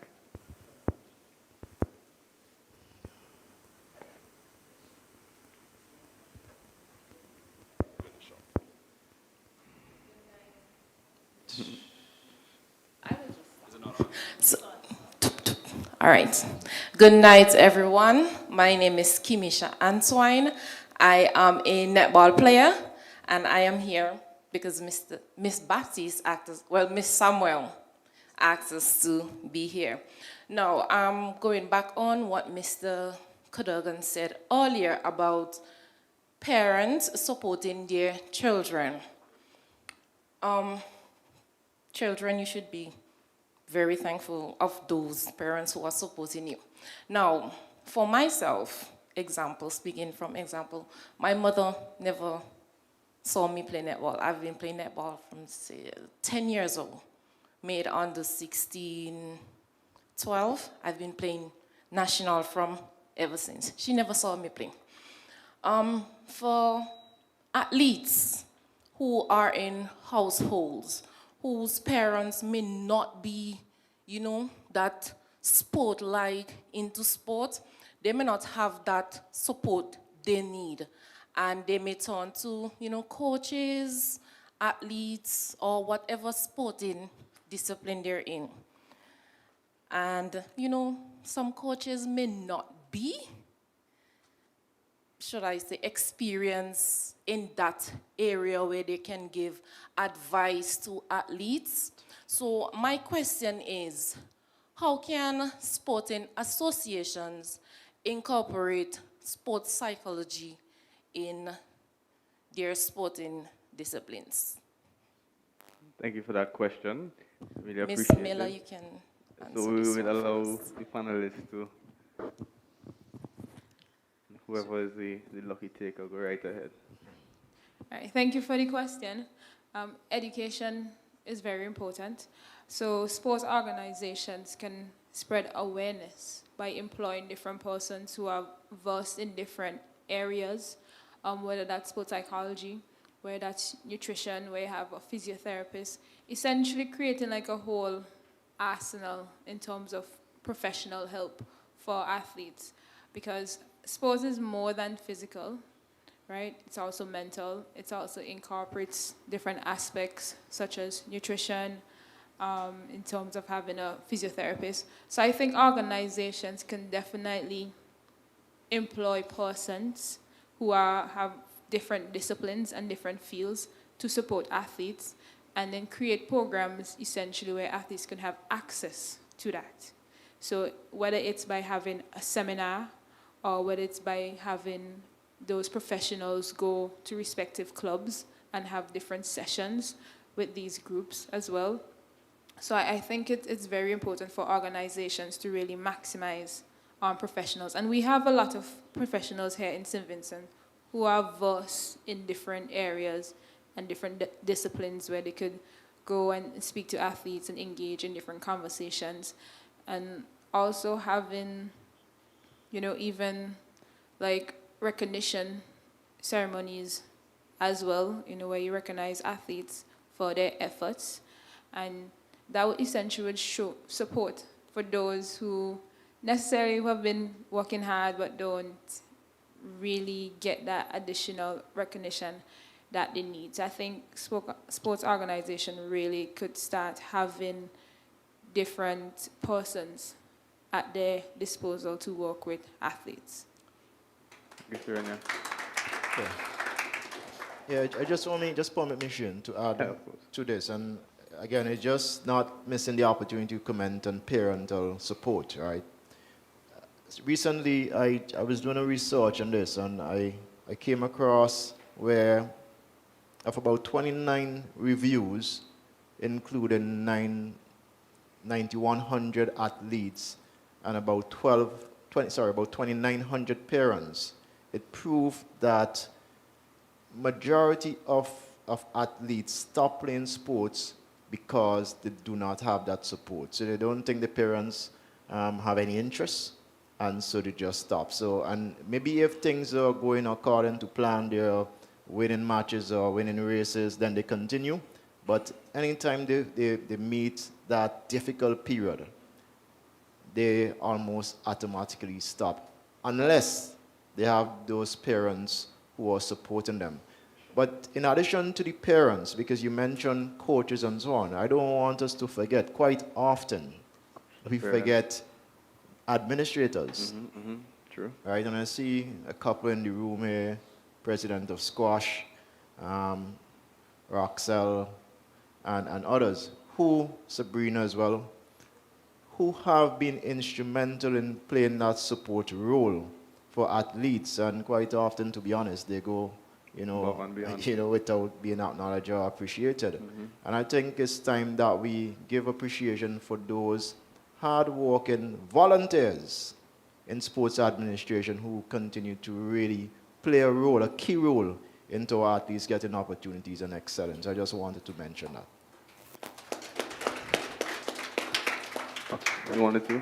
I have a comment, and maybe I'm going to put the minister on the spot here in terms of giving him a challenge, but... Two ministers, Minister of Sport.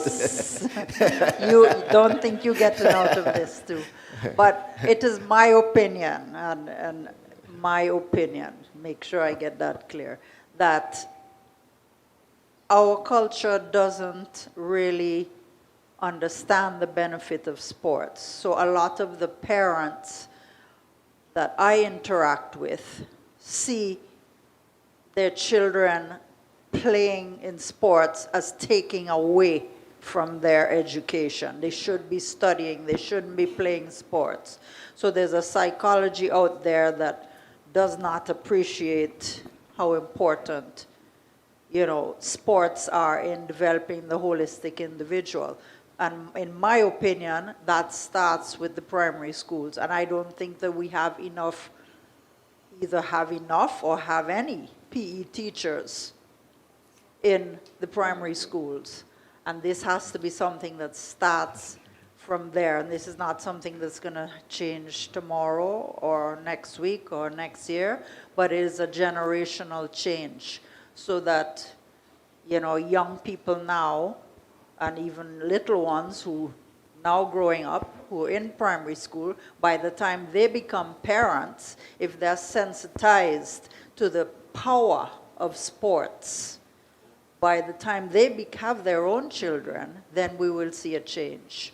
And so that can start at the primary school level with education, with PE teachers who are not just teaching you how to bounce a ball or hit a racket, but who are teaching you every part of sports and the psychology of sports. So that is my opinion.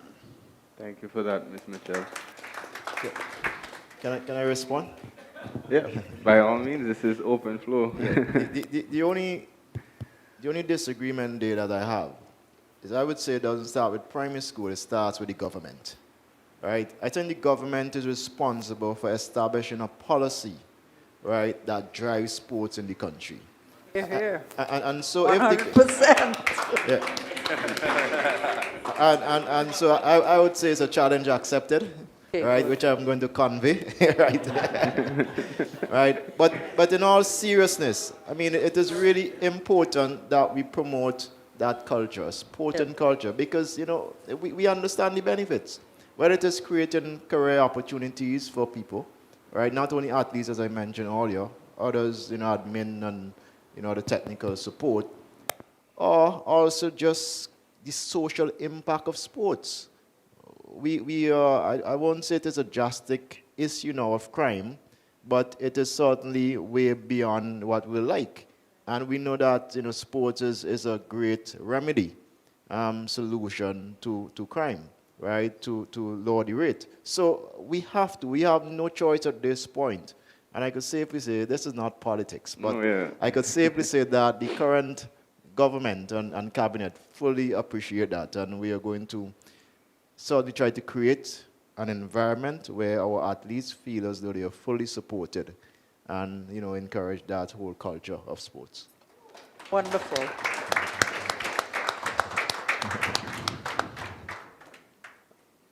Alex, we got a mic for Cork.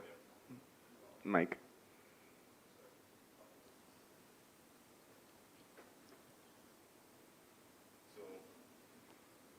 On. Try again. Try again. This one too.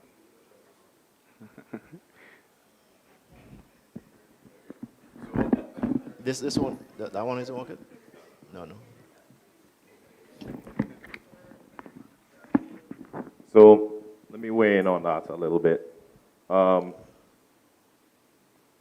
Shallow, thank you for taking ownership from the governmental side. I heard Sabrina say that it's a generational thing that would not be, I guess, remedied now.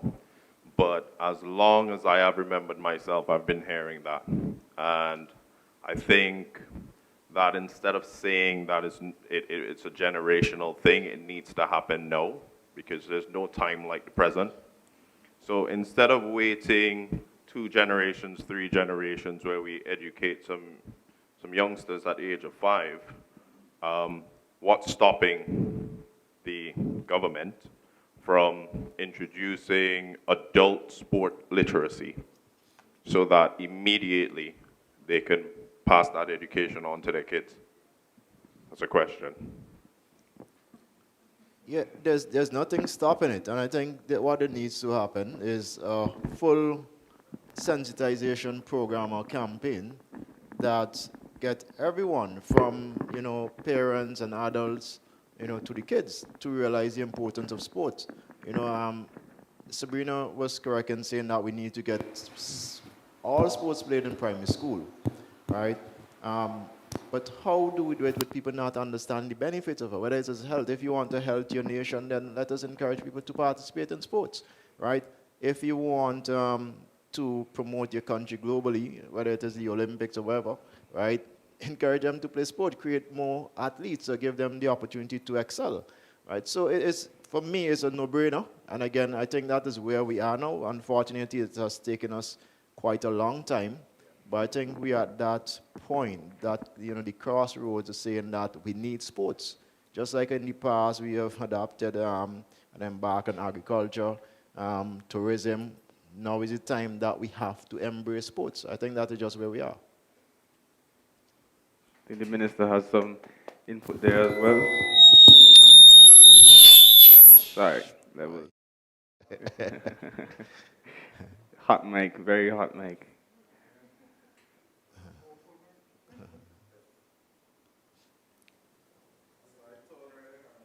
Tone red, not really good. So. Okay. It's on. Good evening to the panelists. Shane, I must congratulate you for an excellent program this evening.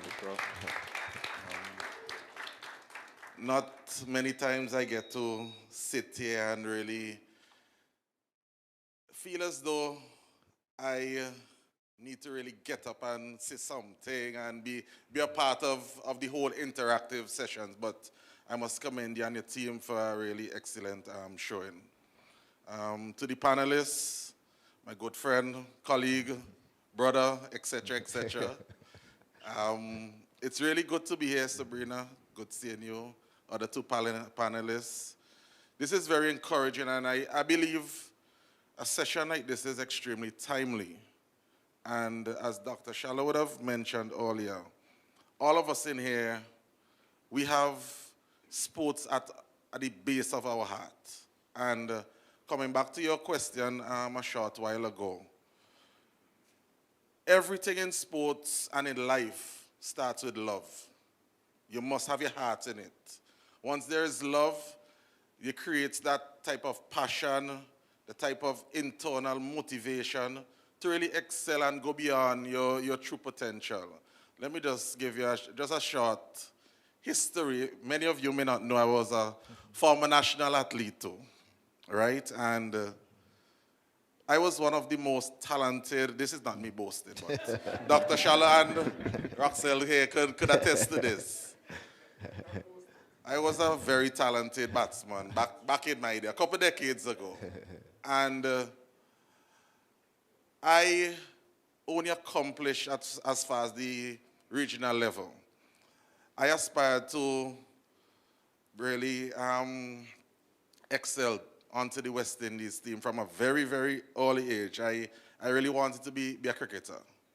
However, during my teenage years, I focused, or I was distracted by other elements other than training, other than staying focused.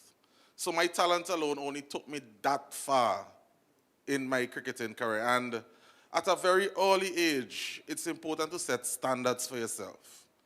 And I realized at about the age of, like, say 19, my last year of under-19 cricket, that I really would not make it to the West Indies team. So I transitioned from cricket to academics. And I believe with our entry, speaking about Dr. Shala and myself, into active politics now, the public has realized the importance of combining education with sports. And sports is a key pillar, not just for economic activity, but as Dr. Shallow would have mentioned too, social cohesion. We notice the number of criminal activities that our country is facing. And sports could play a key pillar in alleviating a lot of these crimes. When we socialize, we bond as a community, we bond as a people, and that is important. And coming back to the point that Sabrina would have raised a short while ago, it's important for us to focus not just on the primary school or grassroots level, but even the preschool level. And my coordinator and I, we were having some discussions a couple of days ago about even introducing sports to the preschools. And that, for me, that is where the foundation must start. You must start at the little babies, the little tender ones, as soon as they're about like 2 years old, where they could understand and really process things. I believe that is the critical age in which we got to start and really develop our young people. The natural ability is there, the natural talent. However, we have lacked the support of the government, as Dr. Shallow would have said. We really lack the support. I didn't say that. The previous government, I should say, not this current one. No, I speak, yeah, sports in general have lacked the support. And as a new administration now, I just want to tell everyone in this room and beyond, whoever is watching or listening on social media, that I could speak for myself first and foremost. As the Minister of Sports, I will do everything in my power to ensure that sports is given the requisite support. Each organization is given the requisite attention, the support from at the ministry and the governmental level. Now, we have emphasized the importance of even our infrastructure facilities too. Without proper infrastructure, we will not be able to develop excellent athletes. So that is critical and important to us, and we recognize that as a government too, and I am really looking forward to being part of the next panel you have already. I just say signal me out, call me out, and I really look forward to being part of the panel next year. God's spare life. Let me emphasize that, because we're not guaranteed tomorrow. Very true. All right, thank you. Thank you very much, Minister. And the next forum would be in September, so a very quick one. We're doing it biannually.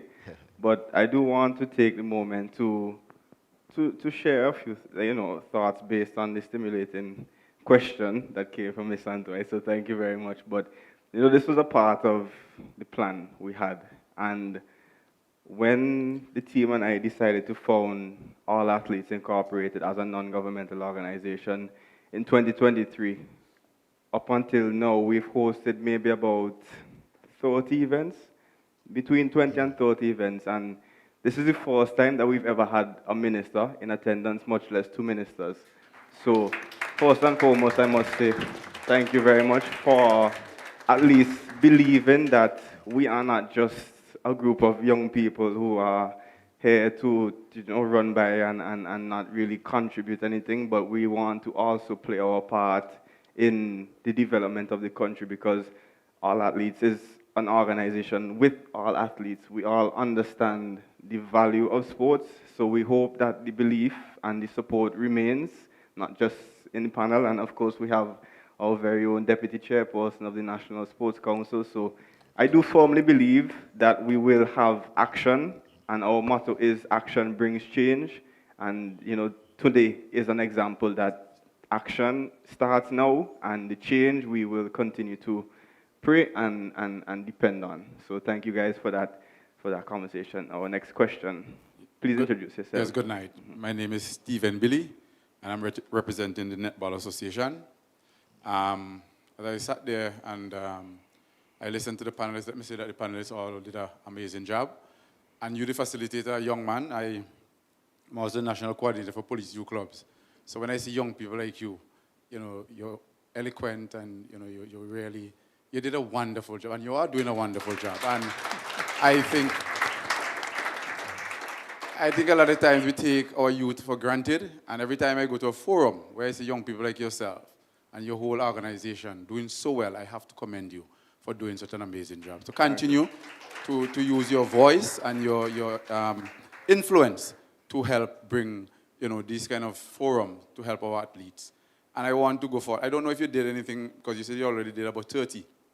So I don't know if you did anything about the safeguarding and ensuring that there's proper safeguarding policies that will also help our young athletes and our athletes in general, because there is a need for that here in St. Vincent and Grenadines to safeguard our athletes. So if you have not done one as yet, maybe you can look into that and utilize, well, the minister already given his nod to be a part of it, and it's good to ask him to ensure that the facilitators who are administrators put things in place to protect our athletes. And I just want to go back to some of the points that Mr. De Silva made when he said, having the talent and having and all that is just part of being an athlete. And all the other panelists also harp on it in terms of emotional intelligence. I think that's what I really took from this entire thing mostly. Because when I look at our athletes, right, we see many times that they are becoming so emotional that they lose their way. And as a result, as Ms. Mitchell would have said, they not only impact themselves, but the team also, and cause sometimes the team to lose a game that they should have won. So my question is, what can be done, or what should be done to assist our young athletes? And I'm not just talking about those who are already coming to the coaches, as Ms. Mitchell mentioned. Coaches can be, persons who assist. But sometimes, as Ms. Antoine mentioned, the coaches don't even have that, that skill to also help. They know the sport, they can teach the sport, but to deal with emotions. And when we look at the inter-secondary school, like even from the secondary school level, if you attend some of these athletic meets and even these football games and netball games, and you see the display of ill discipline among our young athletes, right? And then they're excused because they're the top athletes on the team and you can't win without them, and you see them and they're still allowed to participate in the next game, even though they just walked off of the game before. So what can be done, to help our athletes even at the primary school level, to teach them about emotional intelligence, how to control emotion in a positive way, so it does not affect them or the team in a negative way, as we have been seeing so very often in our country. So I don't know which one of the panelists, and the minister is here too, so he can, and the sports director, and all these people can jump in if they so desire. Thank you very much for that question. So, we could get it. Well, let's, Ms. Miller, our in-house psychologist, share some. First, to answer the first part of your, well, not necessarily question, but the first part of your statement that you made in terms of safeguarding. So the NOC has a safeguarding commission, which I'm a part of, and we have already started work in terms of spreading awareness in terms of safeguarding. Last year, we went to several camps. We went to netball as well. We went to track and field, spreading and talking about different themes that athletes may encounter, such as bullying, abuse, etc. So the work is being done, and eventually, hopefully, could collaborate with Shane as well. So there is a safeguarding commission in place. So in terms of emotional intelligence, self-awareness is key. I think athletes need to learn self-awareness, which is basically understanding your strengths and understanding your weakness. If you're not self-aware in terms of your emotions, you won't necessarily know how to handle them, right? And I think sometimes we do have a culture as well where we're not supposed to show emotions. It depends for men especially.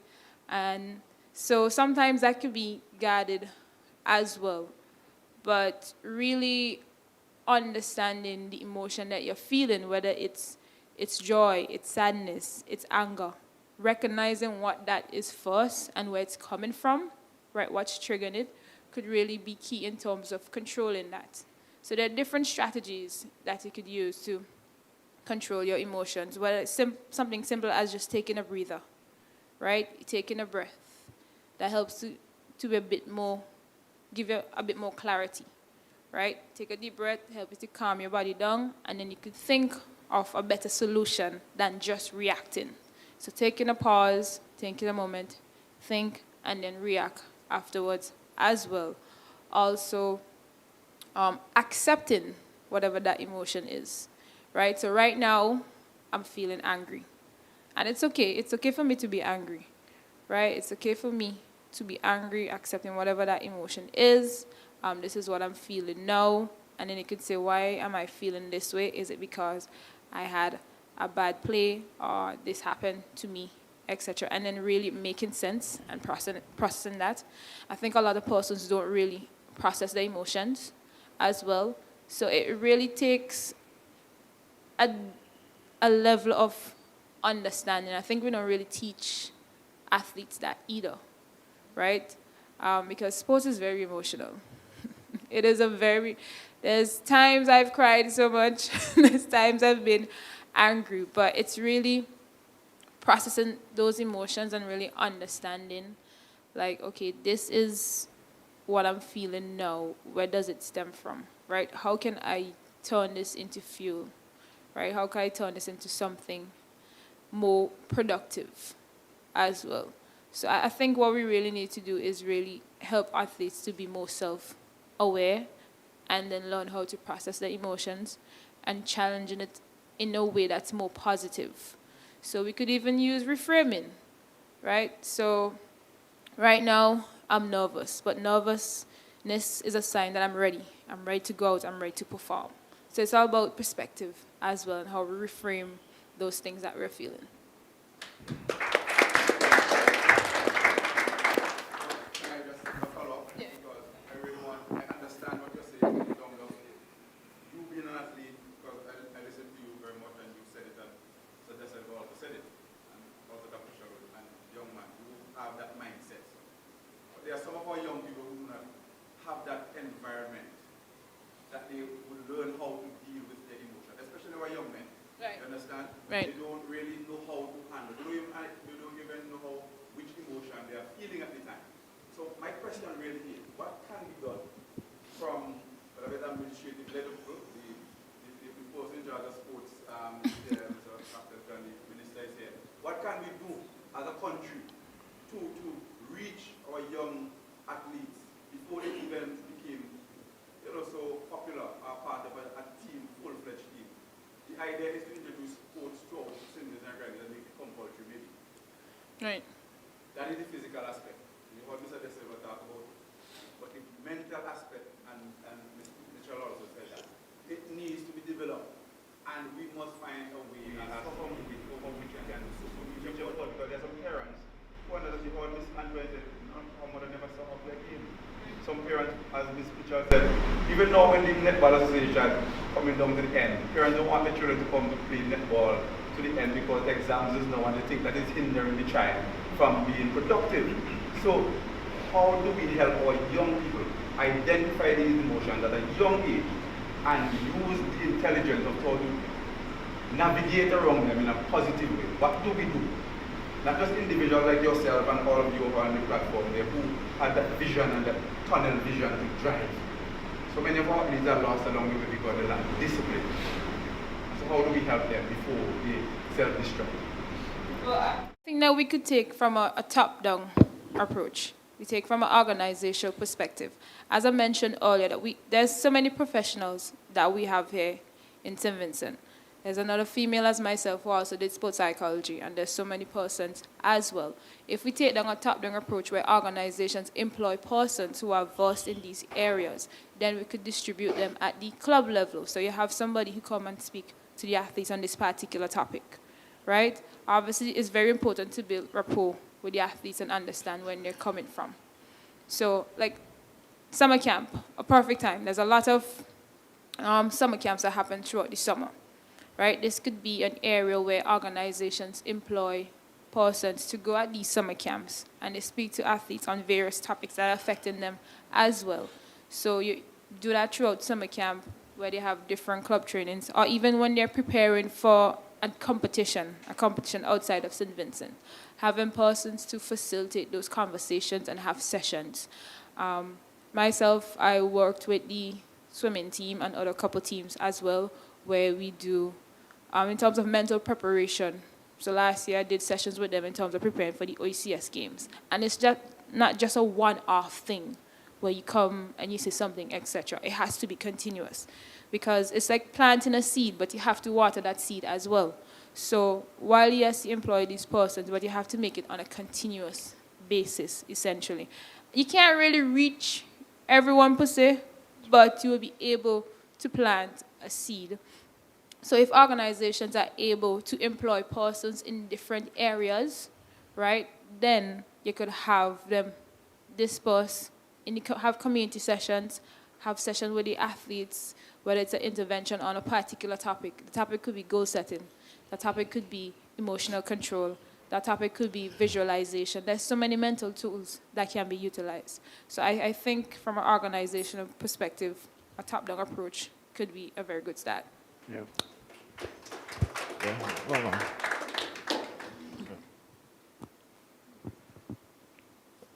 Dr. Shallow, you go ahead.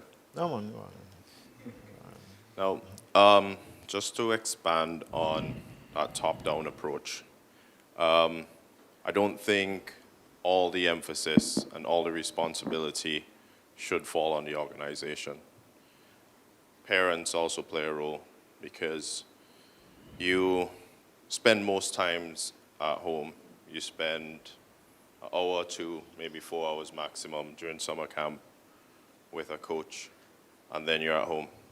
So an open door policy for every organization, I start with tennis, football, cricket, where parents can walk in and ask the relevant questions.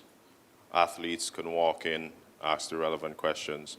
Treat it like a small sporting organization where people can feel comfortable walking in, I'm a parent, I've never played football, my kid's very good at football, what do I do next? Can I walk into the office, ask the relevant questions, what does she need to eat, how much practice, how much sleep, and the list goes on of how to individually help each athlete.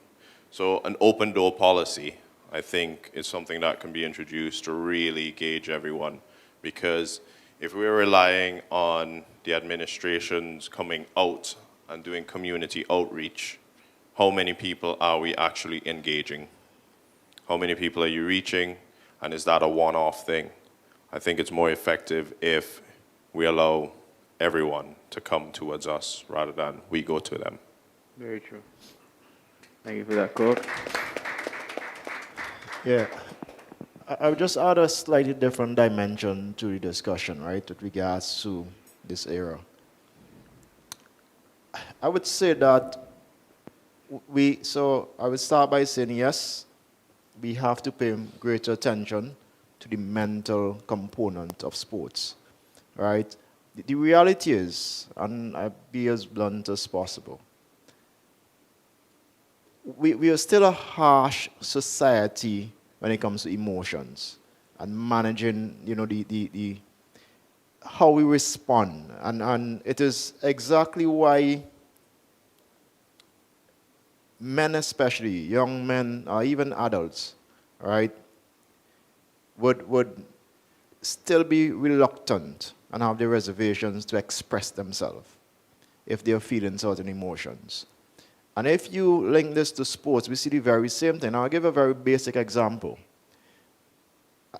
I recall playing in England, right? England cricket, playing cricket. And a youngster, probably about 17 at the time, everyone was praising him as, really talented and so on. And at the time I was probably about 19 or so. And the youngster came on, and he batted a few balls, and in my mind, I'm telling myself, this fella is no good, right? Right? But everyone is praising him. And then he got bowled, made a duck, right? A duck. And the young man walked off almost a standing ovation, right? There's absolutely no way that is going to happen in the Caribbean, right? So as much as he was disappointed from getting that dismissal and didn't perform, by the time he reached the pavilion, he would feel better about himself. And he would think, okay, yes, man, let me go again. Right? In St. Bensu, from the time you walk, man, you can't bat. You can't run, you can't do this. And you tell yourself, boy, maybe I really can't, I fed up, I done with sports. Right? It is a psyche that we have to change. And that's why when I talk about the whole sports culture has to evolve, all that forms part of that. There's the other component as well, factor that we have to pay attention to. It is still relatively new, the era of mental skills training, which is having the experts around teams, right, to ensure that we manage. So we have brilliant young athletes, sailors like Kai, and I see Law in the back as an emerging athlete. How do we put support system in place so that they start appreciating these exports in the environment at an early stage, so that when they reach into professional arena, that is not the first time they're exposed to this? Because I've seen it in cricket, in our men's game, right? We inserted a mental skills trainer at one point, and hardly any of the guys were approaching them. We probably had about 2-3 of the cricketers who were actually, engaging in this export, because they were just, there's a social disapproval for this sort of export, is that men just decide, you know what, I don't want to seem weak, so I'm not going to engage them. So we need to change the psyche, incorporate it in our whole environment, beyond sports, but definitely in sports, and see how we could get it in as early as possible so athletes could have that level of exposure and comfort.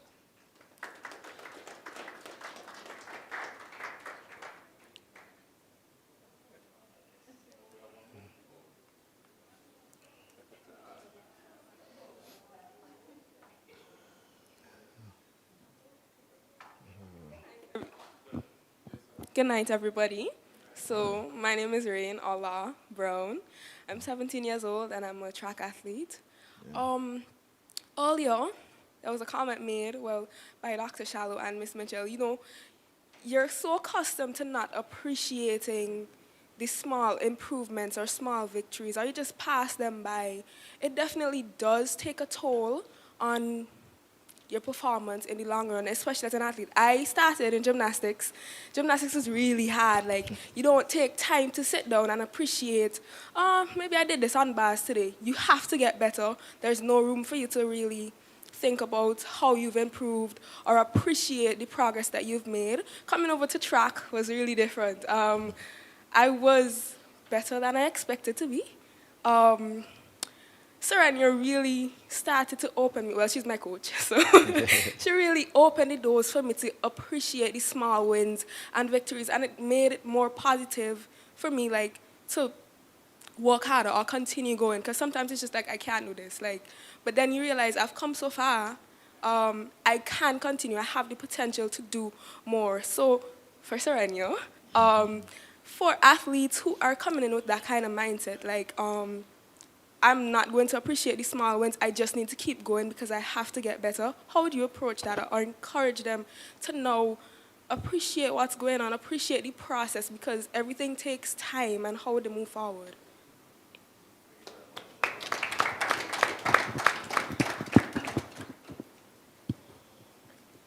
In college, my coach used to always say, trust the process. We have no control over the end results. None of us knows the end. None of us knows what tomorrow brings, what next week brings, etc. But what we have control is over the present. And as an athlete, you have control over the process. You have control over what you do, day in, day out, how you show up to training. You have control over the effort that you put in, your intentions, etc. So it's very important to really, as I say, recognize the process. And when you're making those small steps, it's, how should I put it? You have to enjoy the small victories, because track is a very interesting sport. And I mean, if you don't appreciate the small wins, when you get to those big ones, yes, you will get to those big ones, but it's a journey. It's a journey that is for the long run. It's not something that's instantaneous. You won't get success right away. Usain Bolt been training for however long to run 9 seconds. So it's a very sport for the long haul. And any other sport you do, essentially, is for the long haul. But you have to recognize when you're making improvement. So last week, I couldn't finish the workout. But this week, I finished it, and I feel a bit more stronger. That in itself is a small win. And you have to appreciate that, you know, your body is taking you to different places. You made your first national team. That in itself is a small win, right? So you have to be able, when you go along the journey, to recognize the progress that you're making, progress over perfection, because it's the small steps that would really take you to where your ultimate goal is. So, you know, recognize those small wins. Think about what happened like last week, 2 weeks ago, right? Am I the same person as then, or am I making improvements? Whether how small that improvement is, whether you're not dying after running a rep, that in itself is an improvement.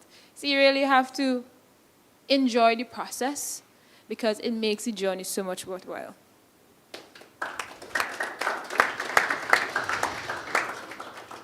Okay, and I just wanted to add a quick point there too, because, you know, La stood up and, you know, La was actually recognized in our monthly newsletter, in AAI's monthly newsletter, as Athlete Spotlight.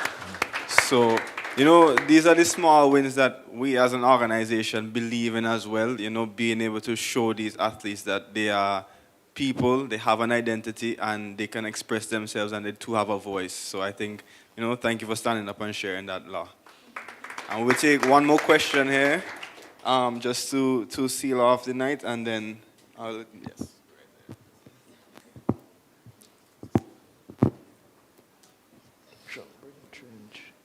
Good night, everyone. I am Ethan Kent, a junior national tennis player. So, Cook, a question for you. You were talking about going to a tennis academy in Florida, as well as a couple years on the professional district. So how is it that you were able to find the finances to go to the academy in Florida? Was it through scholarships or the government? How is it that you were able to do it?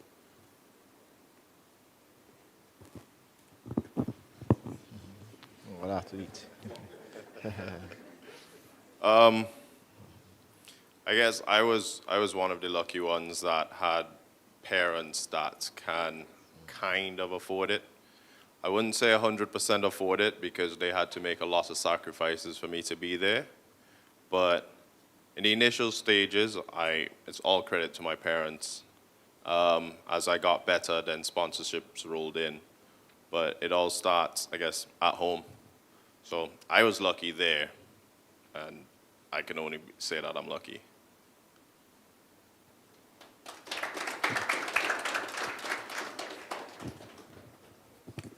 Well, I thank you for that perspective, Cork, and I just want to also use this opportunity to leave some closing remarks, especially as it pertains to our mission and our vision. What you see in here is one event, and as I mentioned, All Athletes Incorporated, we've believe in the power of sports, and we would continue to believe, even though the challenges we face right now are sometimes they seem insurmountable.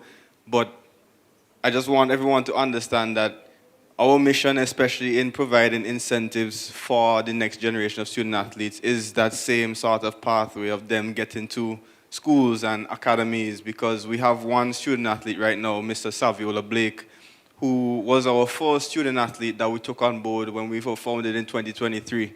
And he went to a junior college in Kansas, and now Saviola has graduated in May, 1 month ago, with his associate's degree in sports medicine. So that is what we are about, that is what this forum is about, that is what we want to continue to develop in sports, and it starts with just simple support. We're a non-profit organization. You see the volunteers around. We don't do this for any sort of returns. We do this because we believe in the next generation. We want persons to have a brighter future than what we had. We got to a certain level, but we couldn't get past it because we didn't have the support, financial as well as mentorship. So I just want to leave a call to action with everybody here, is that no matter how small it is, it could be walking out the door towards the refreshments and leaving a small donation with us in the box, or even just picking up a brochure and following the social media pages, writing down your email so you could receive our newsletter every month, because those small things are what are going to continue to compound. And 10 years from now, I'm confident that we can look back and we will say that those roots were planted today and the years before. And I'm just really grateful for all of you for spending the time with us today. To the panel, taking 3-4 hours out of your day. I know all of you are busy professionals, and it goes without saying how grateful I am and the team is for you being with us today. So everyone, thank you for joining.